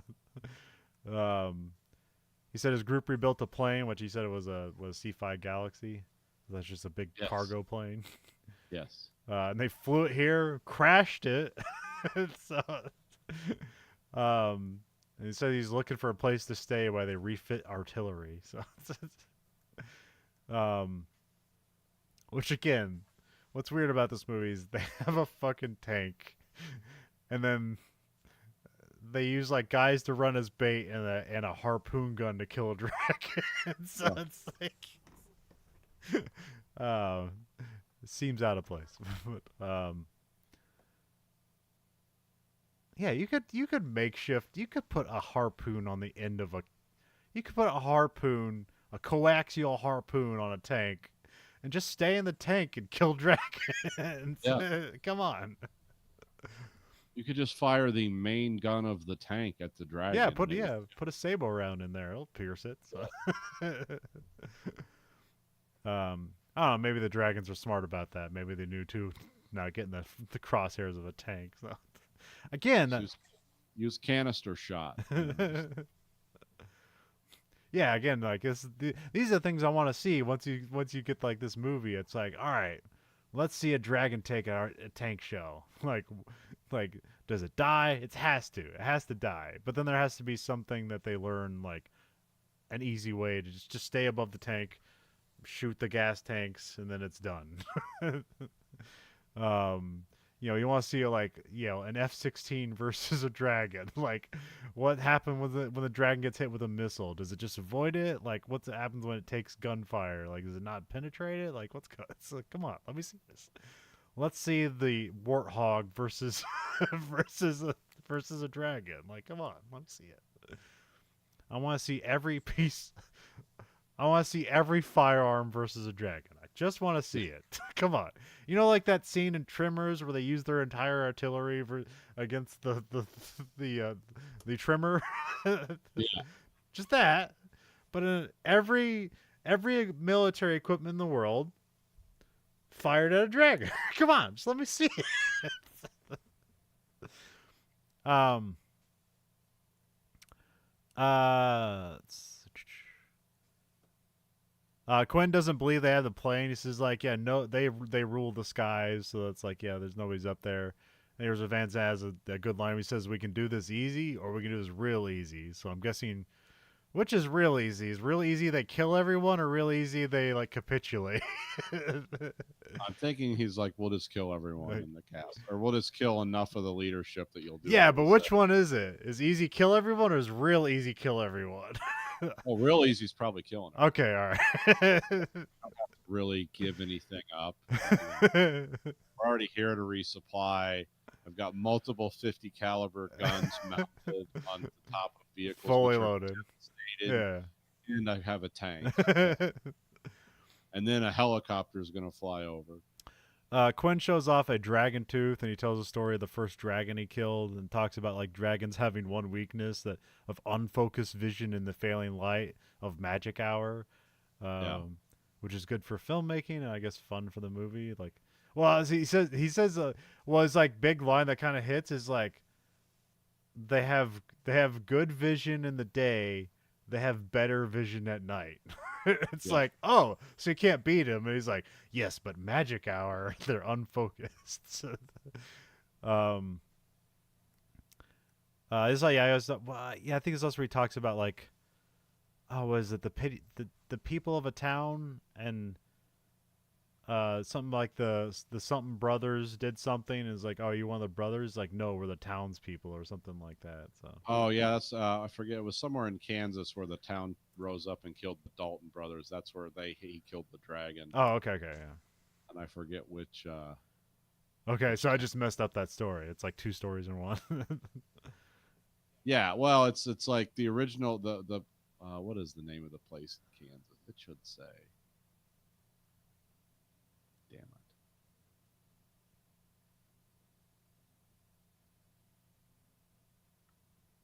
But yeah, I can't. But also, like, none of these people here were like in a formal military, right? Like, these people basically trained themselves. Was like in the army. Like introduces. I think he was in the some kind of cavalry. Okay. But he does introduce themselves as the Kansas Irregulars, Kentucky Irregulars, or Kentucky Irregulars. So, yeah, because Kansas where killed the dragon. Yeah, so that's and I looked that up, and that's in older times that was used. That's basically like just organized militia. Yeah. It's like they're under a chain of command, but it's more like a Civil War type hierarchy because no one's saluting here. No one apparently has rank. Yeah. It's just Van Zant's the head crazy, and you do what he says. You've survived this far because of him, so why not go all the way?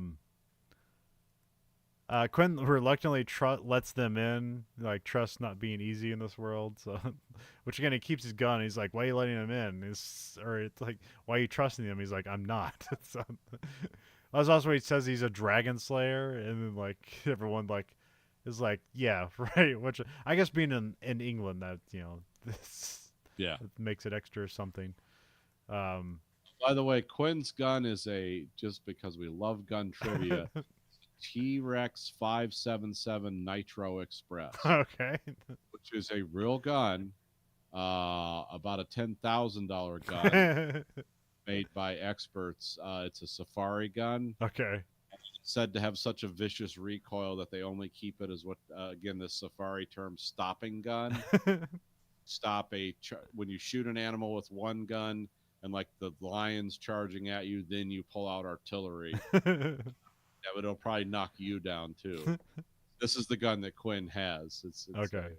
which he might would that actually be reasonable that a guy in the UK might find that Yeah.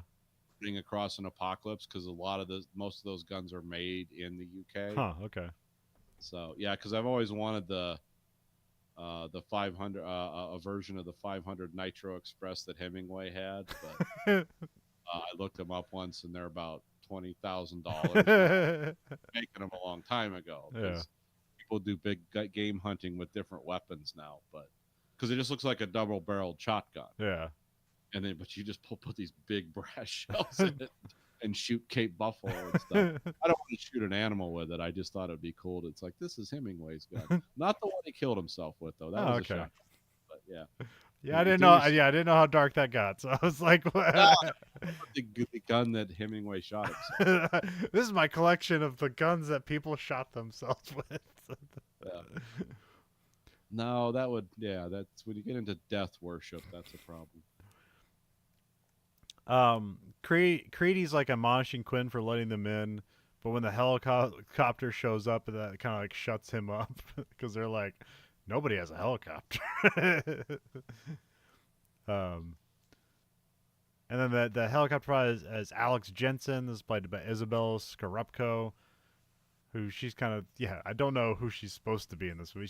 They say she's Air Cavalry, but I don't know if she's meant to be American because she's failed at doing that. So maybe she was just like in America or whatever. But they also like they you see they try to make her the love interest of Quinn, and like this doesn't really work in the movie. No, it's such a dark, bleak hellhole. It's like, hey, you want to get together? No, I'm too busy being sad. Really not into this right now.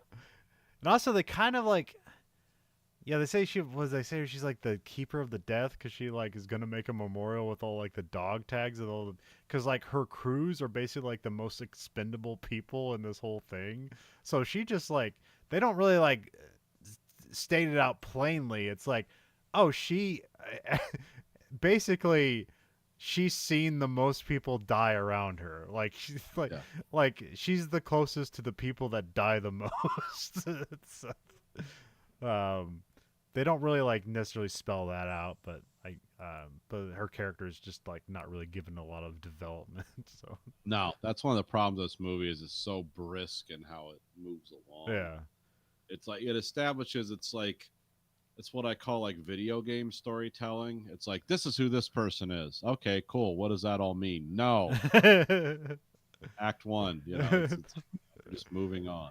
But they do. I mean, like they do give Van Zandt a lot of room to like be weird, which that's why Matthew McConaughey's performance is like so good in this movie. Oh, he's crying in every scene he's in. Somehow he manages to look like he's crying. Yeah. But not like in tears, just like he's just a maniac. Well, he doesn't like he has like this weird rasp to his breathing that's kind of weird. Because he's also like fit as hell in this movie. So. Oh yeah.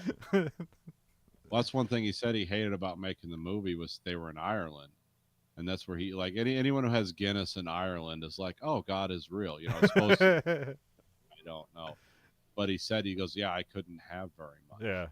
Because you talk about getting fat in a hurry. Drink like 5 Guinnesses every night for a week. It's like, oh yeah, that'd be a lot. They kind of explain the archangels, like they're kind of a doomed lot that are there to like snare the dragon to the ground, so then they can hit him with harder stuff. Again, we only see them use the harpoon gun, so presumably maybe they would just like roll up to a dragon that's writhing around the ground and get point blank with that tank and just pull the trigger, but we don't see that. Yeah, so something like that. Yeah. There'll be a plan here, but we never come to fruition because it's a triad of guys. One jumps first when the dragon follows the helicopter, and the dragon goes after the guy, and then the 2 guys follow, and they have like stainless steel net guns. Yeah. And they entangle the wings, so the dragon presumably will just crash into the ground at some kind of terminal velocity. Yeah. That would kill it also, depending on how much it weighed. Yeah. But yeah, we never really get to see that plan work out. Yeah. I mean, it sounds like a cool idea, but it seems like you need a lot more altitude than a helicopter could generate to Yeah. carry that plan out. But that Yeah, for some reason I remembered this being like a C-130 and not a helicopter. yeah, But a helicopter makes more sense because a you can land C-130, the helicopter a lot more yeah, easily. anywhere almost, yeah. Yeah, Um yeah, also this helicopter just looks, yeah, like you said, European. So, it's an Augusta Westland, okay. which that's who makes the. They were a European helicopter consortium. They've been absorbed by a few other companies since then, but these are all the Augusta Westland. Augusta Westland is also famous because we licensed the Apache Okay. because the British and and the Germans wanted it because they didn't want to develop an attack. They could not develop an attack helicopter that effective. Yeah. But they had to, they back then they had to do those things where it's like, well, our people get to have the jobs, so they have the Augusta Westland Apache that they made over there. And then when we came out with the newer Apache, like the longbow, they're like, we want that, and we're like, no, we're not giving. We spent a lot of money developing this technology. We're not giving it to you. Now we'll base our Apaches over there, which ended up happening. But yeah, it's one of those weird things where you have all these get into this weird protectionism, and after a while it's like, no, we're not giving you that for free. You can pay for it, but But this helicopter here just seems like a transport helicopter. I don't. There's no armaments on it. There's nothing really makes no, it military. this is a military version of a civilian helicopter. Okay. The military did use them over there, but it was mainly to transport people around. Okay. I just looked it up because I was curious. I was like, what the hell kind of helicopter is that? It's like, is that Airwolf? It I mean, wasn't. do those weird like octangle pods on the side? Is that real, or is that something they just threw on for the movie? I think that's something they threw on for the movie. Okay. Because the ones I see the most pictures of are their rescue helicopters to get skiers off the mountains. Okay. All right. They're executive helicopters, and the Belgian military one they have does not have those pods on it. Okay. So Um. Let me. this one has missile pods on it. Oh, okay. Oh. Cool. We cut to Alex comes to the kitchen looking for a whetstone to like sharpen her knife. Which Yes. does she even show the knife, or she just asked for a whetstone? She just asked for a whetstone. Okay. We can only assume she's sharpening a knife. She's gonna like cut herself later. No. Yeah, every death gets cut into her arm. Yeah. um. It's better if the knife is dull if you do that. It won't go as deep and it leaves a scar. Quinn tells a story of like the kid that's like helping out in the kitchen, which I think is his name's revealed later to be Jared. I don't think you find it out beforehand, but it's kind of like, this is my adopted teenage son. And he talks about like when his mom died, he helped out the kid when his mom died because his mom was dead, and he was like trying to wake her up for like 2 days or something. He said, which is like that's terrifying. So Yeah, it's miserable. um, Which is something that he would identify with too, Yeah. because his mom also died in front of him. yeah. And then that's just indicative of like, yeah, that's probably not even the saddest story in this world. Like it's probably like every kid's story. Yeah, it's probably all the kids. It's like the one up on the playground. My mom died, so did mine. Yeah, yeah. Every dad got sent away to die in a nuclear war against the dragons, and then every mom died in their arms at home. So, I was killed by a dragon. My mom got thrown into a cement mixer. It's like, yeah, it's just all one. did you ever see Final Destination? That happened to my mom. I still scream at night. Do you want to scream with me? Yeah, we're gonna wait, scream together and light a candle. The hawk screeches and they see a dragon on the horizon. Van Zan's crew like springs into action. They have these like 3 guys that go out on bikes, and then they have to lay down these sensors they call verticals. Yeah. Which I don't know. Is that a thing, or is that just for this movie? I don't know. The chopper takes. With it, because it seems like, oh, we have omniscient god tech Yeah. now. We just triangle. It's like, oh, is that how the Egyptians did it? I just Yeah. checked out. I was like, yeah, sure, this is what it says Yeah, I it mean, is. yeah, Great. they have this computer and these things like will project like some sort of 3D image of the dragon if they set it all up. But if one Yeah. is slightly tilted over, it won't work at all. So, whatever. It's I mean, it's good. It's showing like their ingenuity. They're trying harder, or not trying harder, but they have better technology that they've like worked out.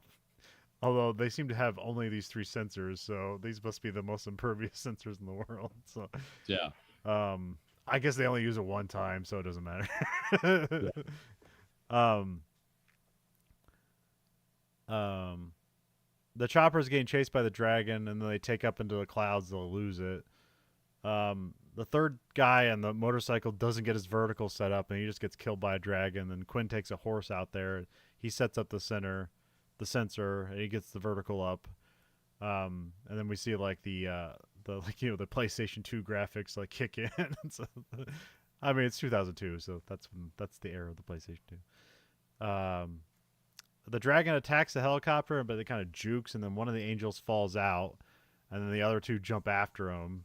And so they hit the dragon with the nets, but then just shakes it off anyway. So that's a bummer. So that's kind of the weird thing here is like, I guess I wanted to see a flawless run before I saw a flawed run, but you only imply that they've done a flawless run, and then you get to see the flawed run. Yeah.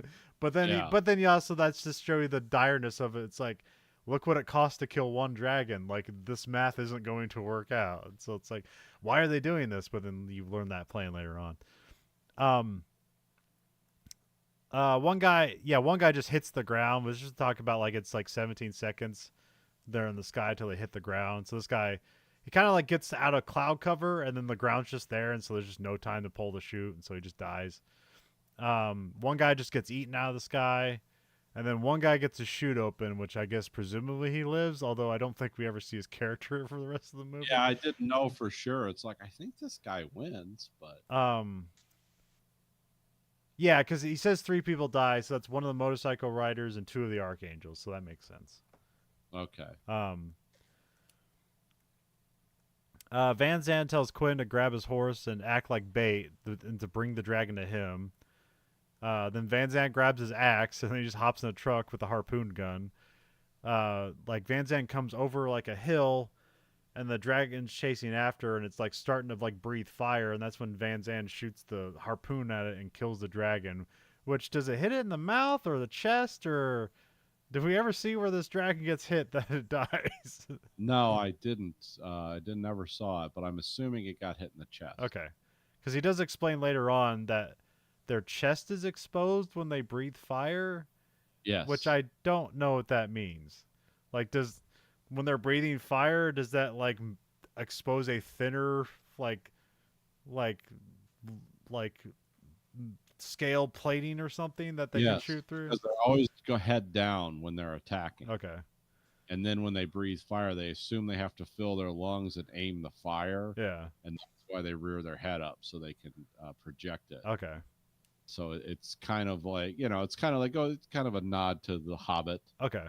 I don't know if you remember the original book, The Hobbit, where it's like, oh yeah, on this underbelly there's a scale missing, and you can if you can shoot that when he's attacking the town as he flies over. So it's kind of the Oh, same. okay, all right. It's like, yeah, underneath there he's armed too, but he's not as well armed as he is on the top. Okay. Um. So yeah, the dragon just hits the ground and like wrecks out pretty hard. Van Zandt goes to the dragon to see if it's dead, which it's like its tongue is kind of like twitching, but it's dead. Yeah. It's like it's kind of like gnarly, like wounds on its wing, which I don't know if that's from the harpoon net or the metal nets they shot at it, or if that's just from hitting the ground and like its wings breaking. Broke when its wings hit the ground. Okay, all right. Just remember, they're designed after bat wings. Yeah. So. And then he starts to hack it with the axe, and then it just like cuts to at night. There's a party at the castle. Jimi Hendrix is playing. Searchlights are going everywhere. Yeah. They're all drinking. Yeah, everyone's drunk. But then Van Zandt's crew returns, so you realize that they're not celebrating. So, and they aren't in a celebration move. And then Van Zandt gives this like dire speech about like the situation about one dragon dead for 3 men. So it's like this is this math is gonna work out. It's like 350 years, we might be getting somewhere. Yeah, yeah. Again, this is like your like Van Zandt's always on the verge of tears as he like is intimidating like so.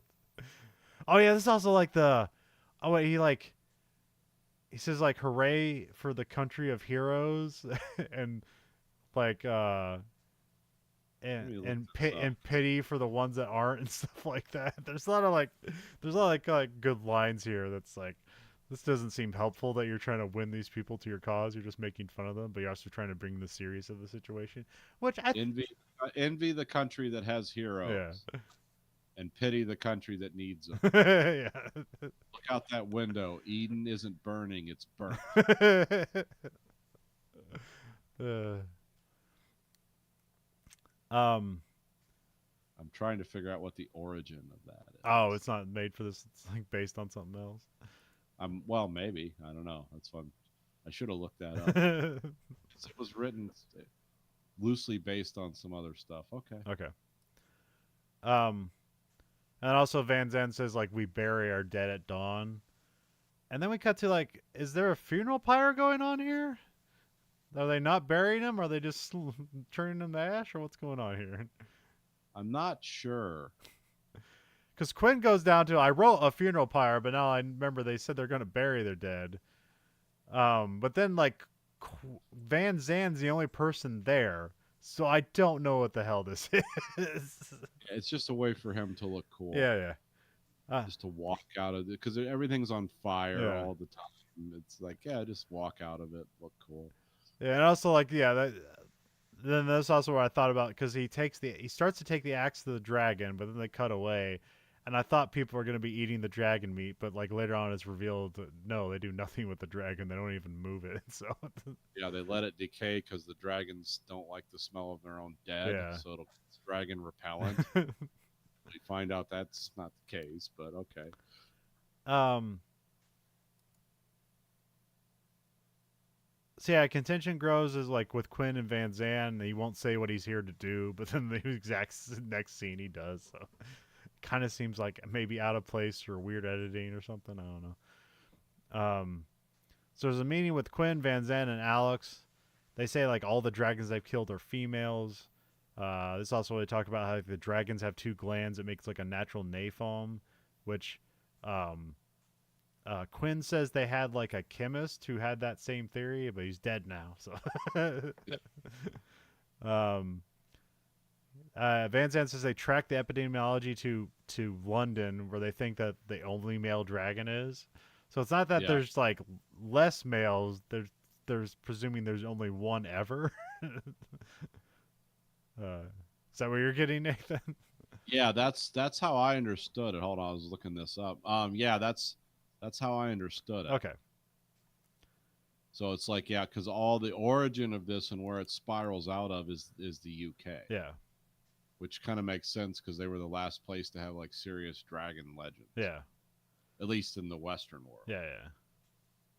Yeah. But I'll say it's sort of like, what salmon or whatever. Just like a bunch of eggs get laid, and then one fish comes by and just drops some semen on all of it. So that's a.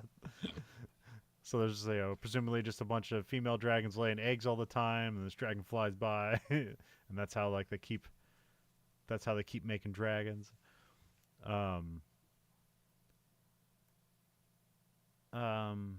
But yeah, Van Zandt says he needs soldiers to go find the male in London. And yeah, no, Quinn might be the only one to have seen the male when he was a kid because that's the one he saw in the subway tunnel. And Quinn says that when people go to fight this dragon, like it'll follow their path back home and like kill everyone. Yeah, he said that happened at another big city. Yeah. So that's that'll be a prelude to something that'll happen. Then we cut to Van Zandt's outside. He's trying to recruit people outside 4 people volunteer, and then Van says he's drafting the 6 strongest or whatever. It's like the volunteer period is over. The draft has begun. Quinn comes out and fights with Van Zandt. Van Zandt gets the upper hand because this is what he does. He's also just stronger than him. And the people pull Van Zandt off of Quinn, and then Quinn like shouts he's gonna kill him, and then Van says like, "Yeah, that's what we need." Because he's weird and antagonistic, but he's also like he's trying to inspire people's anger to like will them to fight or something like that. So, it's a dire situation. These people have learned to survive by avoiding, and he's like, "No, we have to attack."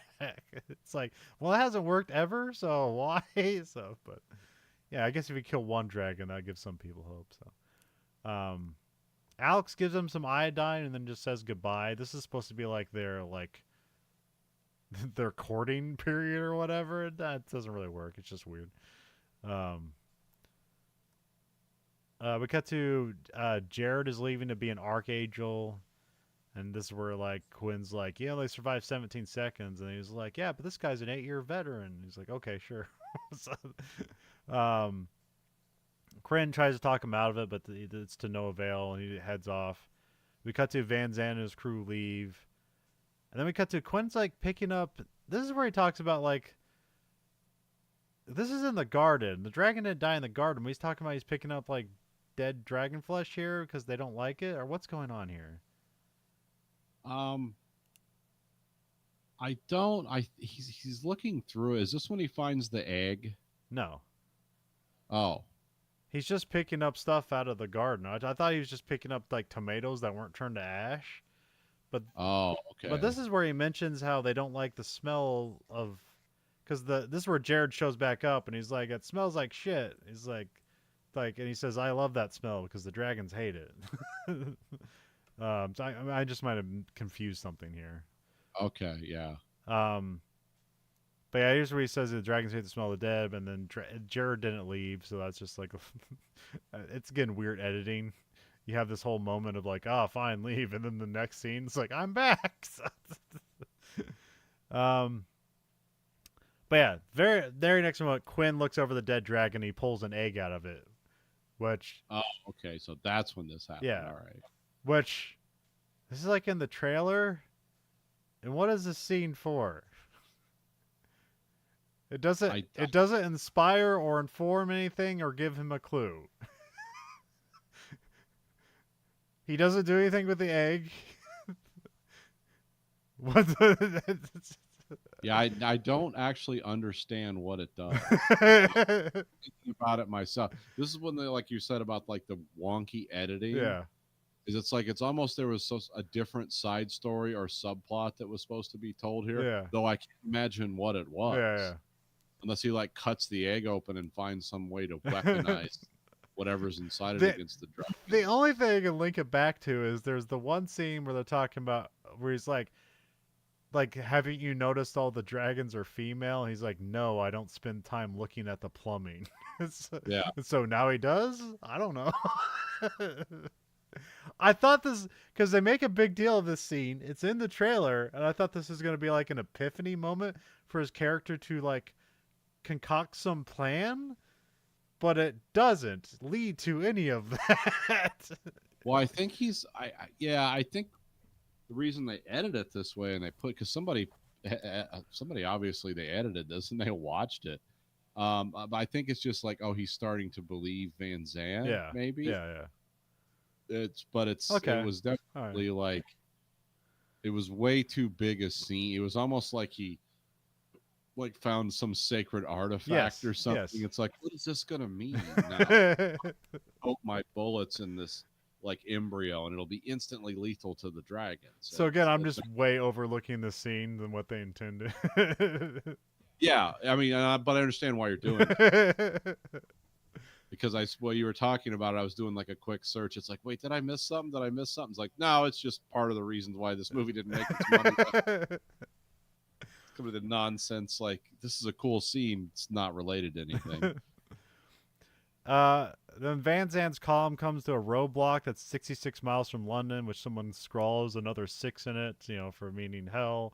which means somebody had to multiple people had to crawl up there to scrawl that in there. Yeah, So, that's what I'm doing when I'm starving to death. Hey, let's shoot me up a road sign and make satanic references in case somebody missed the point. um, and then Alex gets on the loudspeaker from her helicopter to be like, "Hey, what are we doing?" And like, she's like, "It's blocked off for like a miles." And it's like, "Okay, look for a way around." I'm like, yeah, she's already in the air, dude. I don't know, but whatever.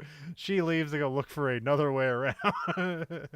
um, and then they see fire off in the distance. They ready for a fight. They ready for a fight by standing closely together in a column for what they know is fire coming right at Yeah, prepare yourself by bunching up them. and shooting in a circle into the air because that's always worked, obviously. Again, I'm giving this Yeah. movie. I'm expecting way too much from this movie than what they made. So, there's also some weird new sounds here of Yes. like the dragons scurry in the distance or something like that. So this is their wings at flight. Yeah, It's supposed to make this weird buzzing crack sound yeah. where it's yeah, because that would be weird if you knew something like that. Oh, that sound comes before I die. That would be disconcerting.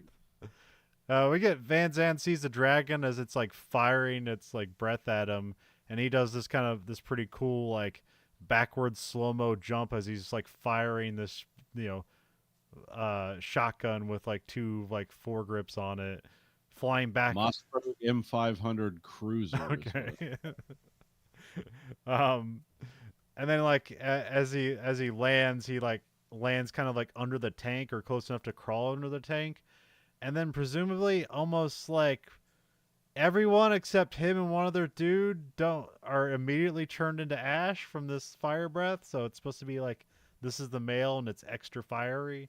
There's also where you yeah. see like it has like kind of like extra wings on its tail and stuff like that, and they're all tattered and full of holes, which is an interesting design. So especially like okay, that's pretty complex for CGI for this era. So Yeah. um,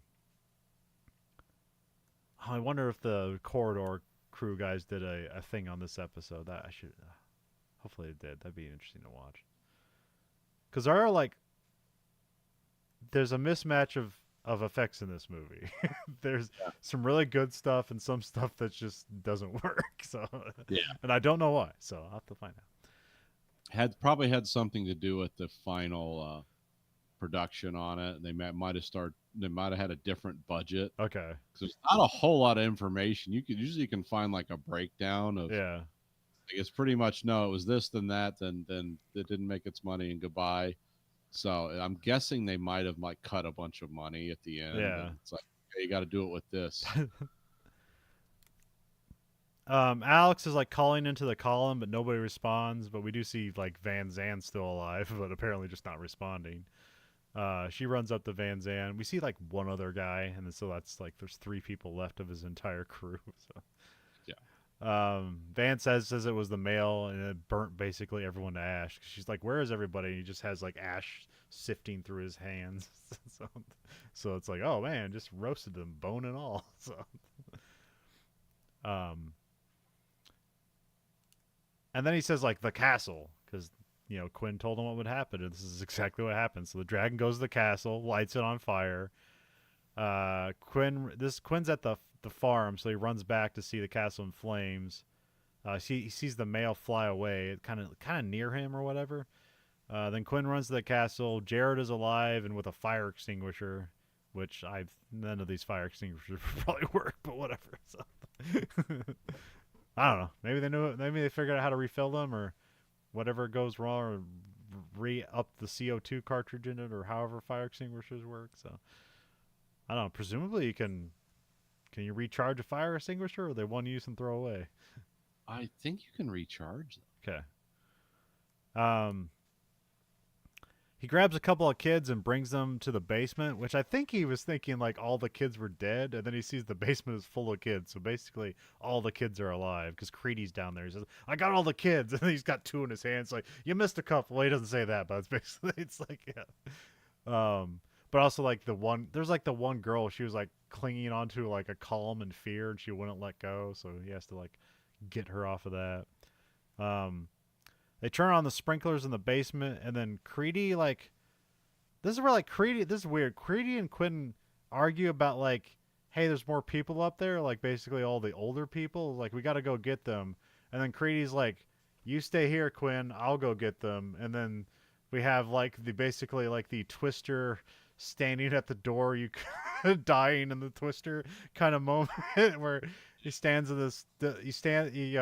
He goes, runs upstairs. He kind of looks back in the stairwell as the fire. You hear the dragons breathe in. Where like he totally has time to run back to that door and close it, but he just gets, blown away by the fire. But then like the pressure of the fire blast also closes the door, so you don't really see him die. And then something is blocking the door. So like Quinn can't open it, so he's just banging on the door. So then basically his best friend just died. And also all the kids like saw that happen too, and so then they recite the prayer together. Yeah, that's what he does to calm him down. He can't even recite it all. One of the women next to him has to say it, which is a good moment of acting for everyone. Yeah. It's like, yeah, this is super sad.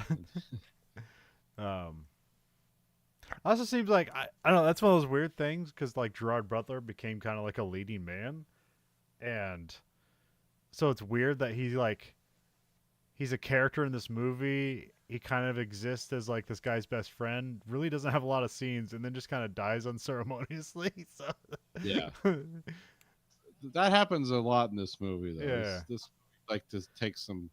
It's like this very deep blue sea vibe to this yeah, movie. yeah. It's like, yeah, it's gonna kill everyone. So I mean, the act two, everyone's dead basically. So, act three, it's morning. The sprinklers are drizzling, which basically probably means they're out of water. So, because they complain about like not having food. I'm like, where are you getting the water from, dude? So, Yeah, where are you drinking water? That's a big thing, like with nuclear war. It's like, yeah, you're contaminating all. That's one of the worst things is you contaminate all the water. Yeah. They hear movement outside the door. They try to get the door open, and then Van Zandt helps them the other side. Once they get the door open, Van Zandt kind of looks at Quinn's like, "You were right." The kids and the people like crawl out amongst the rubble. They mostly focus on the kids. It's just like rubble and ash, but the castle's still up. You figured like, well, we can just rebuild, but later they just like leave the castle. I don't know.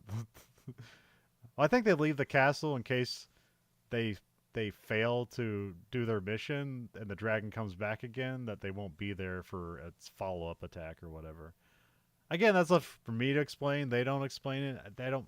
Maybe the movie's trying to treat the audience like it's smart, so it's like they'll figure it out. So. Well, when I studied being a castellan, which is a castle engineer, the guy who's in charge of a castle, is the thing with castles, at least a lot of them, that's all wood floors with giant beams running through. That's so you could like rebuild, like as long as the because castles caught on fire a lot. Yeah. As long as the mortar wasn't all played out with the fire, like yeah, you could just put new wood floors in them. But you had to have massive scaffolding and a lot of guys outside. But at that time, it's like if you get enough food and people, like manpower is not an option. It's like, look, this is what we're doing all day. It takes 50 guys to put this together, but I don't know how how that one would work. Van Zandt gathers up all the weapons they have, which isn't much. It's like 3 rifles and a crossbow. Do they have one crossbow or do they have multiple crossbows? I think they have 2. Okay, all right. But they both look like homemade. Yeah. Like they were like, well, we knew what a crossbow looked like, and we kind of like got a steel cable and and made a bow. I wouldn't have my hands in the way of this thing though when I was cocking it. So Quinn is going to take Alex and Van Zandt to London. Jared is going to lead the children away from the castle or to go to a new spot. We don't really know. We cut to they fly the chopper along the coast and land on a pad like in the river, like just all conveniently. So, Yeah, it's there. It's ready for you. um, is there a reason they? Because he gives this. We're gonna fly here, and that seems to work. So is there like a reason he would know this? Or is it just like whatever? We're finishing up the movie. We need them to land in London. Yeah, I mean, I don't know if they have maps, and I know where he wants to go because he knows London because of his mom's job. He knows London like really well. Yeah. He's like, oh, if you follow the coast and then follow the Thames River, you can get to this spot where we can get out, and I can take you mostly underground to where Okay. you go, which is where I found the dragon at the beginning of the movie. um. So yeah, they walk up the staircase, and then you get to, like the horizon of London, and it's just all in pieces. It's like basically like oh, what was that German town they firebombed to shit? Yeah, Dresden. Dresden. Yeah. It's like that. But they have like dragons perched like all over the city, and you're like, well, this isn't gonna work. And then the male dragon flies in, and we see it's like basically like 10 times bigger than the other dragons. Um, I don't know if this is also like the scene where this is supposed to mimic this opening with the pigeons flying away. I don't know, maybe. But it's showing there was a ton of dragons. It's like, well, how are they gonna fight that? But then you see that uh, the male dragon just eats one of the other dragons, and then they talk about like, well, they're starving too. So like now the dragons are cleared out because they've become food. So like, well, we're out of here. So again, you don't know if this is like an ongoing thing or if like this is the end of the dragon's run or this that's weakest or so we can speculate all you want, but so they run into the city. We get a bit of dragon vision for a moment, Yeah, which I like the dragon vision shows up. which I don't know if I don't know if it does the job of like explaining its unfocused vision because you can still clearly see the people in its vision. So it's like, uh, you probably would need to show me its night and day vision as comparison for me to get what's going on here. But oh well, so, we've seen Predator. We know, uh, Yeah, it's vaguely like predator vision, but it's also like it seems like they have some thermal elements to it yeah, that seem to become more pronounced as the movie goes on, yeah, where it becomes more thermal and less background gray, which might be like, oh, that's that coefficient Van Zandt was talking about when we go from day to night, that transitional period. It's yeah, like, oh, maybe they can't see movement as well, or yeah. they can't discriminate it from the background or something. Um, that's also the weird thing because we never see it like. I mean, I guess it's close. Like it misses eating people, Yeah, but it still knows people are there and are attacking them. yeah, And it seems like they barely miss eating people. So like it's basically knocked this vision. It's knocks this dragon's effectiveness off by like 6 inches. So yeah. that's all you're gonna get. But that's all they need. That's all they have. So they're gonna take it. So You work with what you yeah. got. Yeah, yeah. They get in the tunnel and they like light it up with flares. Like Van Zandt has like this like almost old timey looking blunderbuss that fires light flares, which is kind of neat. Yeah, Cause I like that. yeah, I like cause yeah, they're like we know dragons are down here, so yeah, just fire that shit as far as you can. So if it hits a dragon, then we know, and if it lights up a dragon, then we know. So it's like either way, you're not just standing there waiting to die. So um.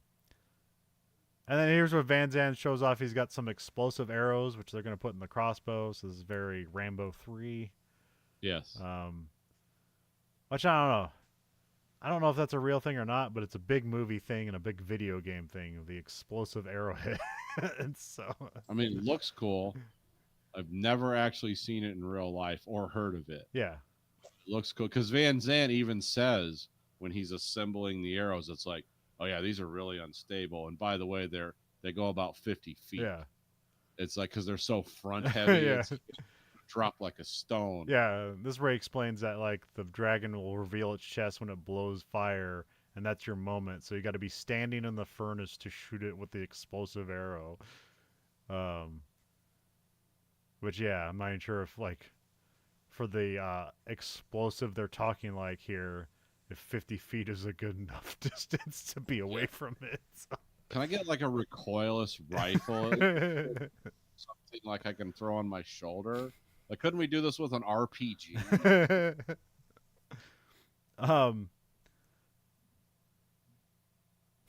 Now I want to see dragons in the fighting in the Middle East with like guys on the roof with like 40 RPGs. Got like guys in Somalia just firing RPGs at a time. Just a dragon hovering in. And then one skinny guy shoots an RPG at him, and he like tips his wing and dodges the RPG, and then 4 more come in on the other side. And then there's another smaller dragon that just strafes the rooftops and kills hundreds of people. But they just keep appearing. See? It's like, yeah, we're just going to do Black Hawk Down with larger and smaller dragons. See? That's all you need to do. This could be a great series. Yeah, it tells itself. The story tells itself. I mean, you see the budgets for television. We can do this. Yeah. I want dragons fighting in the Russian winter. Everything's snow, which will become water. Yeah. It's very cold. So it's like, how effective is that fire in the Russian winter? I assume you haven't watched The Last of Us Season 2. No, I haven't got a chance to yet. Well, you stopped watching Season 1, so I didn't figure you'd pick up Season 2. But well, I didn't stop watching because I hated it. It was because it was emotionally devastating. I can't do this right now. I got too much shit going on.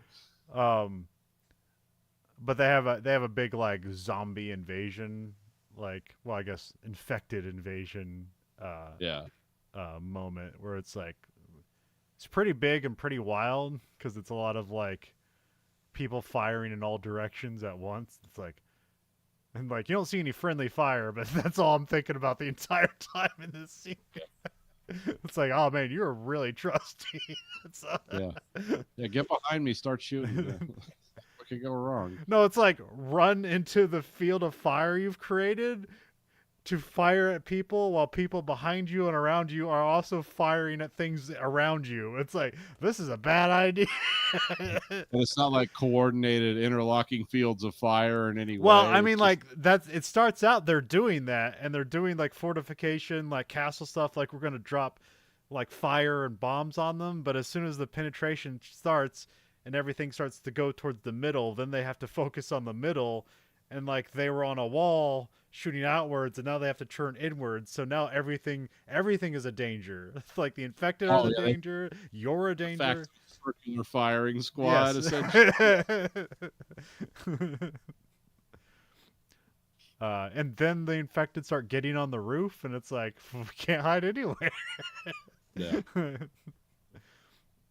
And then and you have the stuff where it's like because they're basically like a hive mind or a hive controlled mind or whatever.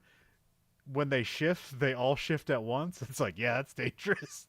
That's just a mass. Like that's all it's acting as. That's like those weird zombies in what was the movie with Brad Pitt? Oh, World War Z. Yeah. Where they just start creating these zombie like scaffolding. The zombie pyramid squad, cheerleading pyramid squad. Like Israel, they can get up the side, and it's like, yeah, it's weird.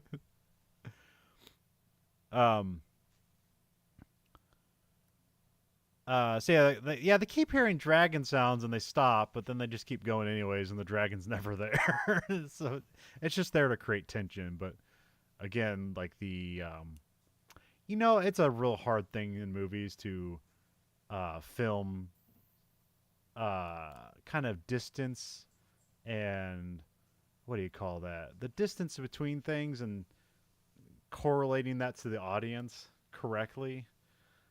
Oh, you mean spatial awareness. Yes. It's really hard to do that in movies, and it's even harder to it's really easy to screw that up unintentionally, and it's even harder to do right intentionally. So let's see here.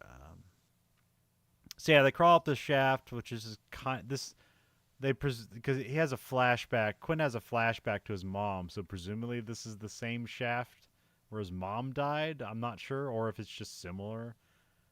Yeah, I didn't know where this was going. Is like, is he going to find a skeleton and a construction I helmet thought under? that's what was gonna Yeah, happen, but it's like, oh, this is when he fled. He's going to start crying when he delivers all his two now. but then Van Sant looks at him and I guess kind of recognizes what he's going through, and he's like, "Use it." Now that I've seen that, I'm going to use that on someone at work just when they get hurt or whatever. Like, my back hurts. Like, use it. I don't want to work with this guy anymore.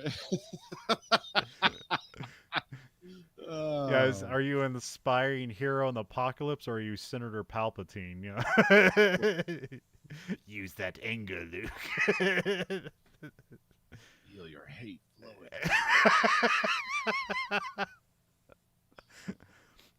flowing. They crawl up the shaft. Football coach. Make their weakness into your strength. Turn your rage into victory. We Are Sith. It's just a Yeah. Star Wars football movie. Yeah. Yeah, they just win at the end of the game, but nobody cheers. We're just being carted off the field with all their arms and legs going in the wrong direction. Then he just throws a lightsaber on the ground. There can only be one. But we won, sir. Team just starts killing each other.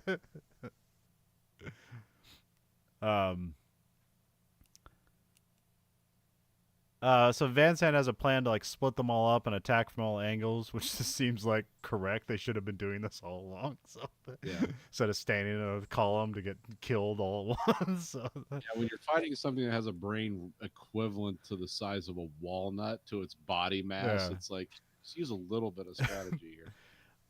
I mean, presumably these guys have been doing this for almost a decade. They had the chutzpah to build a plane and fly it to London, and so maybe this is just like this is the worst they've done so far. Like because they've been struck so low. Like that's the thing is in this movie, and I guess maybe that's to its credit of how dire everything is. But we just don't get a lot of victories. Yeah, like, no. You don't expect anything to work at this point. Yes. It's like this is just gonna be just like the end of a sad movie. Yeah, so he says like, yeah, when it flies by, that's our window. So when the dragonfly flies by, they split up. Yeah, that's to like crawl in like a subway car that's kind of like fell down at an angle, like off a train track or something like that. Good sets here. So Oh yeah. Quinn does like a running. Yeah, Quinn runs off like when it doesn't want to fly by, and like the dragon focuses on him, and then like it tries to eat him, and then Quinn just like does like a running roll and then escapes being eaten. But then like Quinn like hides behind cover, and he sees they drop the arrows during the roll, or he just looks in his pocket. Like he doesn't see the arrows. He finds them later on. No, he looks in the pouch and he realizes he doesn't have. Yeah, which I thought he like looked back where he was running and he saw them, but I don't think he did because he just finds it randomly somewhere later on. So. Well, no, the lady points it out to him. Yeah. Because he like looks back and you're like, oh, he's gonna see him. It's like, no, he doesn't. Okay. See All right. them. Yeah. Okay. No idea what they are. Okay, I just assumed he lost it during the roll, which maybe he did. So, but He did. But he still can't see it from the position he's at. It's okay. Like there's a dragon chasing it. Alex turns bait. Van Sant like sets up on top of a silo. The dragon goes after him. He gets like one explosive arrow off, but like blows up in the dragon breath, which also seems to like injure the dragon slightly. Like I think it messes up one of its glands or something. There's something wrong with it. Yeah, it seems like it's off kilter for a little bit, so it's been wounded somehow. Also, it had a bomb go off in its face. Yeah. That tends to do damage. So then Van Sant does this crazy thing where he grabs his axe, runs, and does this leap off the silo, and they make it this big, huge moment. And they're like, oh man, is he going to do it? And no, the dragon just eats him unceremoniously. It's cool because they show it from the perspective of the pilot, She's laying on the ground right below him Yeah. and sees him flying through the air with this axe over his head. Which some of the CGI here is obvious, not too bad, but you know it's CGI. Yeah. Or it might even be CGI. This might just be like, what do you call that? Like background replacement or something like that, and that's it's off here. Yeah. Um, and like it's a big cool moment that just like like that immediately rips your heart out. Which I guess maybe when I was a kid, like I wanted to see the big cool guy do the big cool thing, and I guess I felt betrayed by the movie that he doesn't happen. And then as an adult, it's like I have nothing but empathy for trying so hard and failing. So Yeah. Yeah. It's just really what he's doing is the last middle finger yeah, because he knows that attack's not going to work, but he's killed either way. So yeah. you might as well swinging an axe over your head screaming. I don't know. He could have climbed back down that silo, but whatever. No, the dragon just perched on it and shot fire down it. eh, actually, we don't know. But well, I mean, let's see if I wrote my notes because we do see the dragon is like billowing with smoke, so Yeah. something's wrong with it. So I don't know if like one of its glands got like something wrong happened with it, so it only has like one gland, so now it can't create fire again. Well, this seems Well, to be one of no. those. It does have fire later on, so this is a temporary like Well, bad this thing. is one of those things where it's like this is a chemical fire that the third component is oxygen. Yeah, Otherwise, its glands would just explode in its mouth yeah, because it's like that's mixing with its saliva. yeah, So it's like so it must require oxygen. So I guarantee when the explosive went off, it sucked all the oxygen out of the air. yeah. That's so we can assume maybe that's why. Okay. Um. Take it from a lifelong fire buff. Also, yeah, we see the perspective of Alex and like the scaffolding falls over, which I guess is also implying for a moment that she died as well, making it even dire. But then she just Yeah. pops out and she seems to have a leg injury.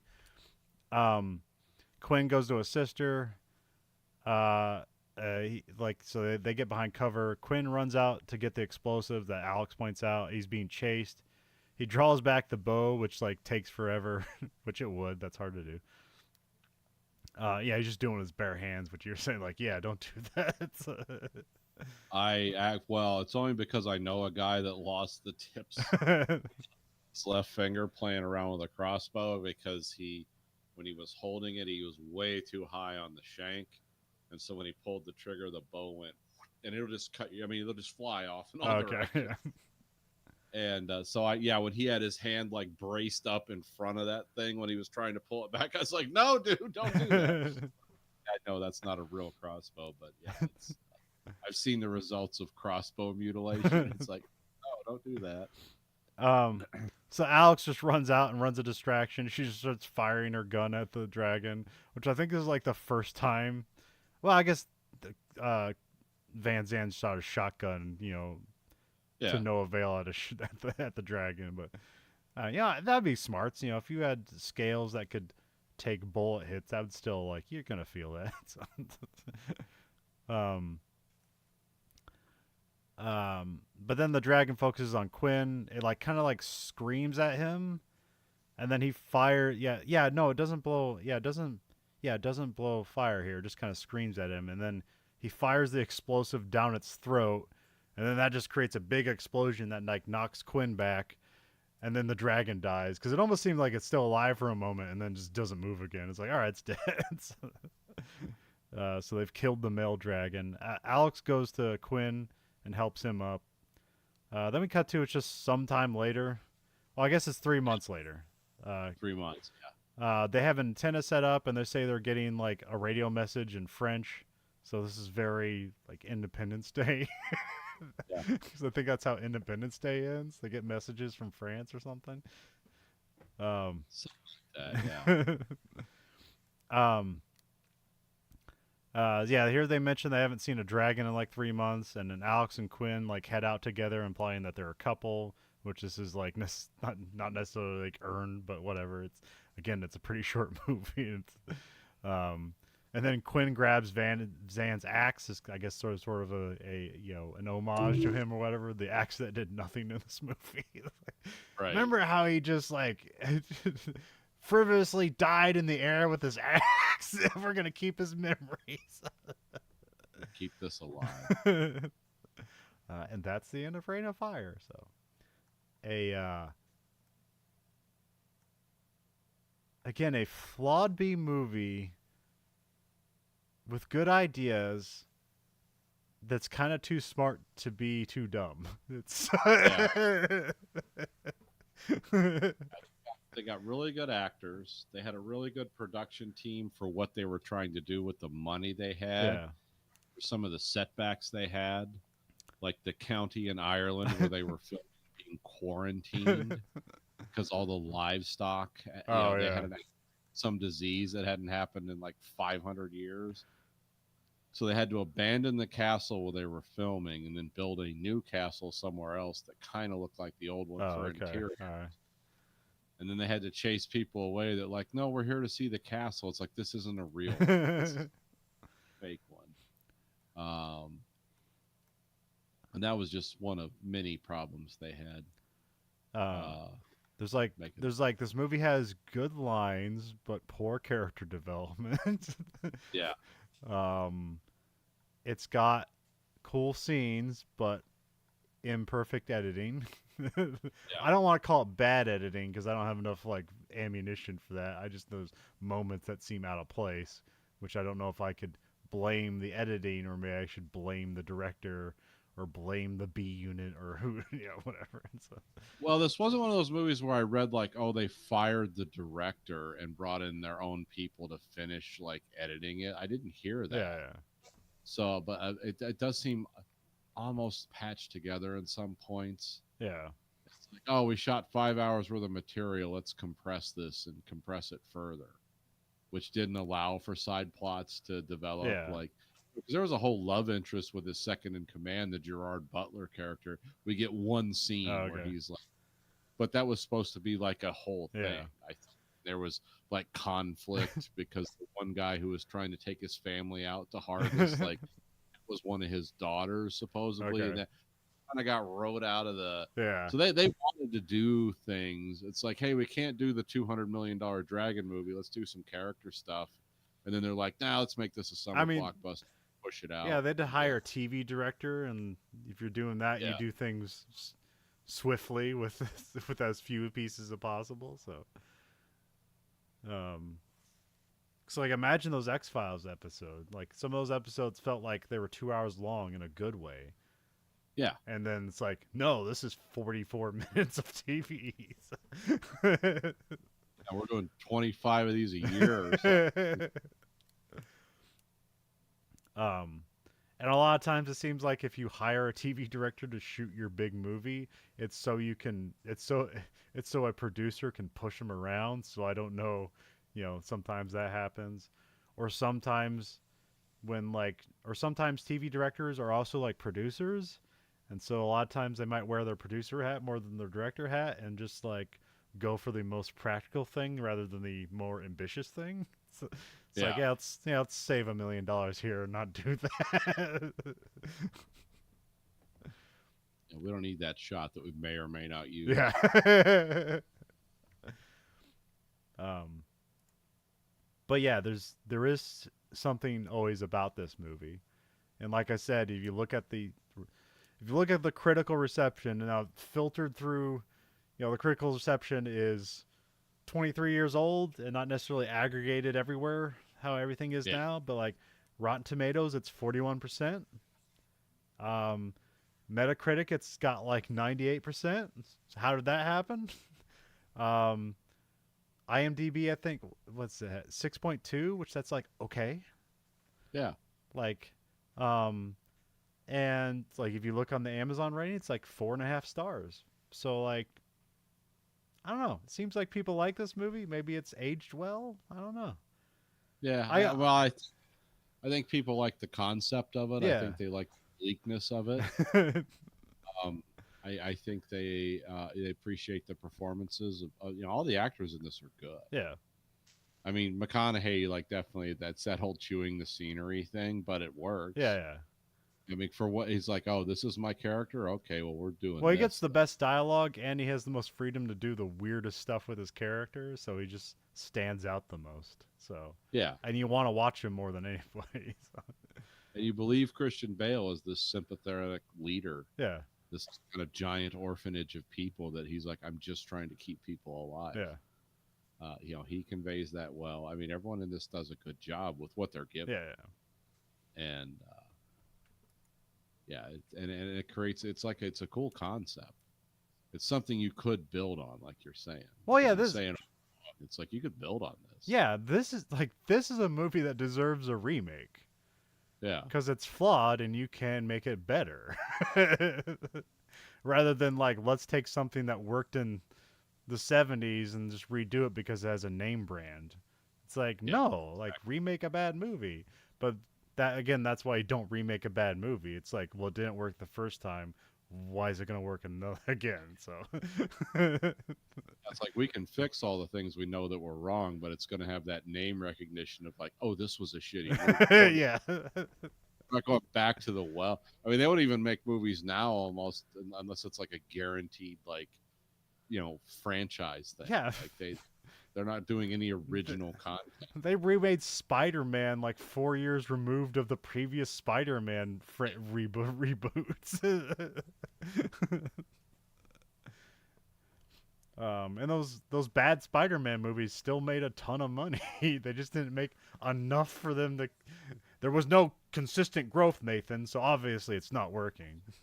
Yeah, we can't make the same movie the next year for 30% less and see a 50% increase in profits.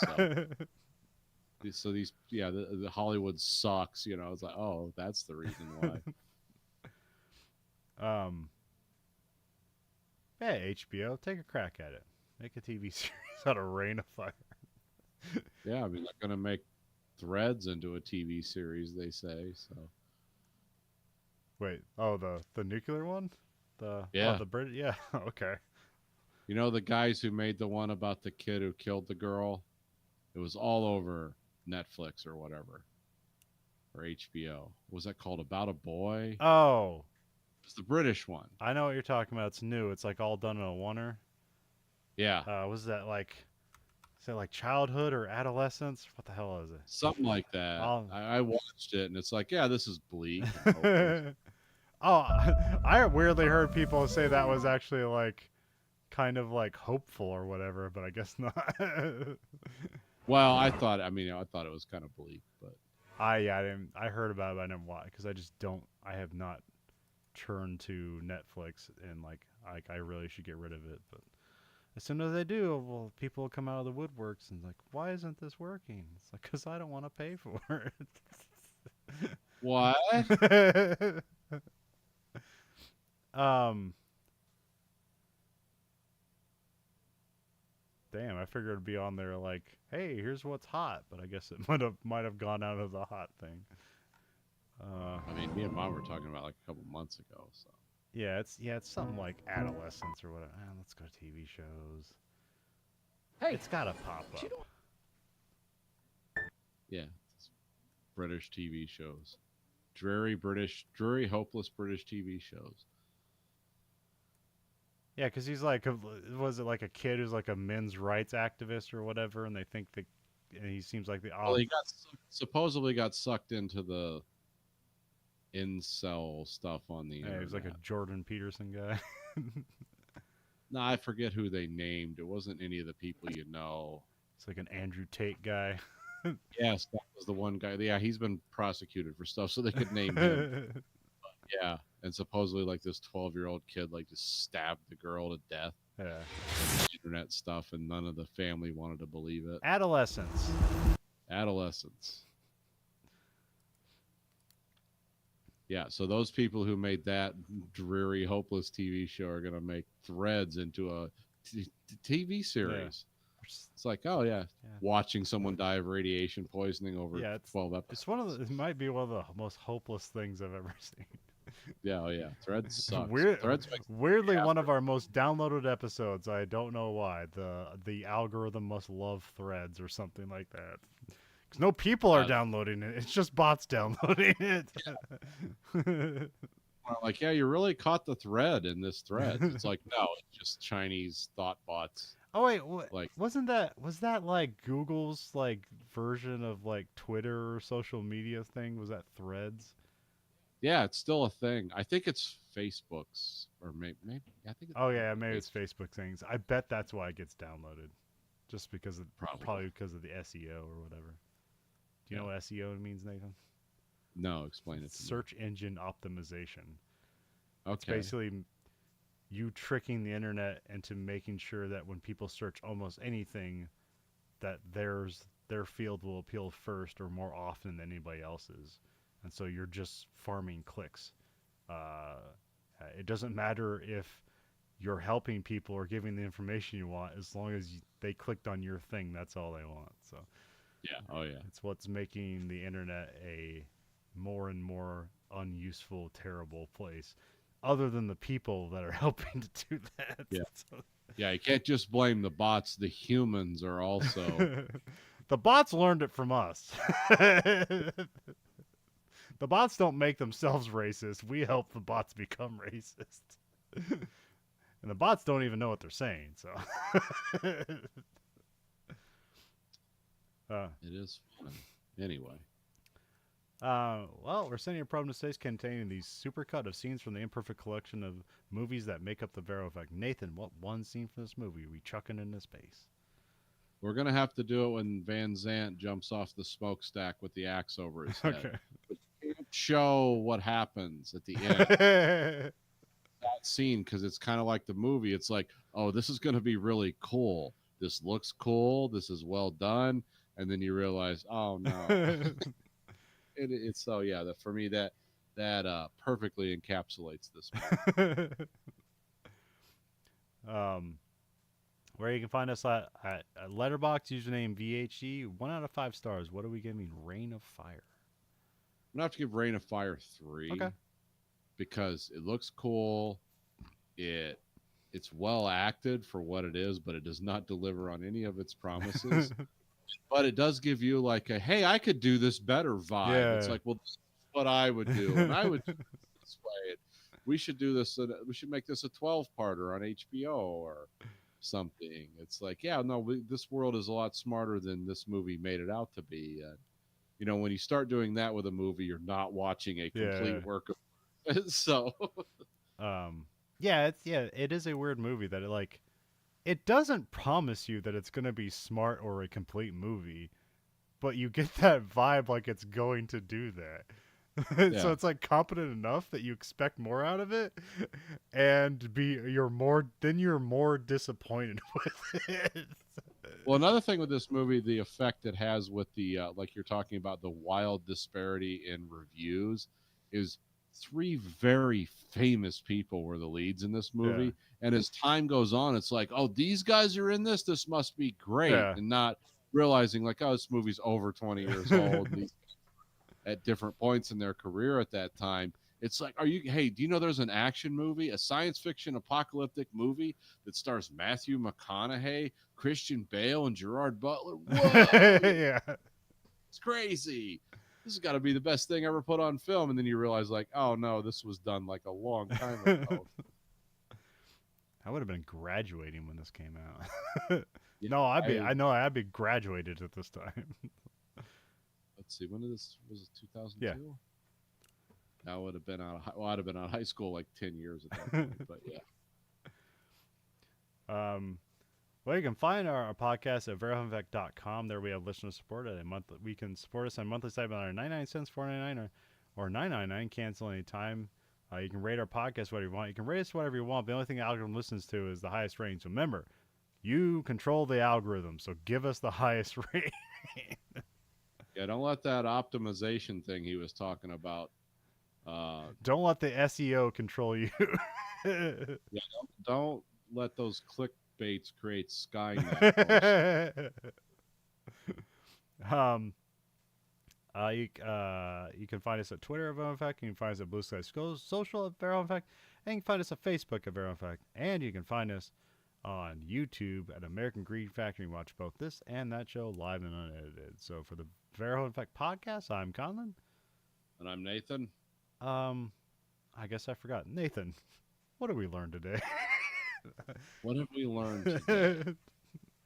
Well, we've learned that you can get great actors together, and you can give them a script that was kind of half baked, and let them go wild, and it'll kind of work.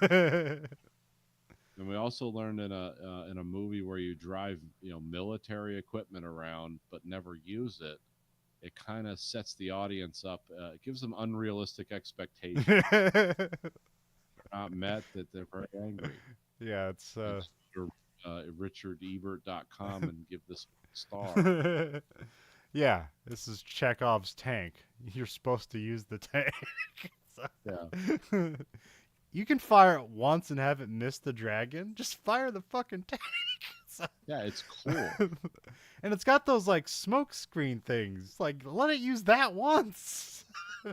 Yeah, actually the coolest parts of Fury, the tank movie, is when the tanks shoot at each other and it bounces off the ground or the armor.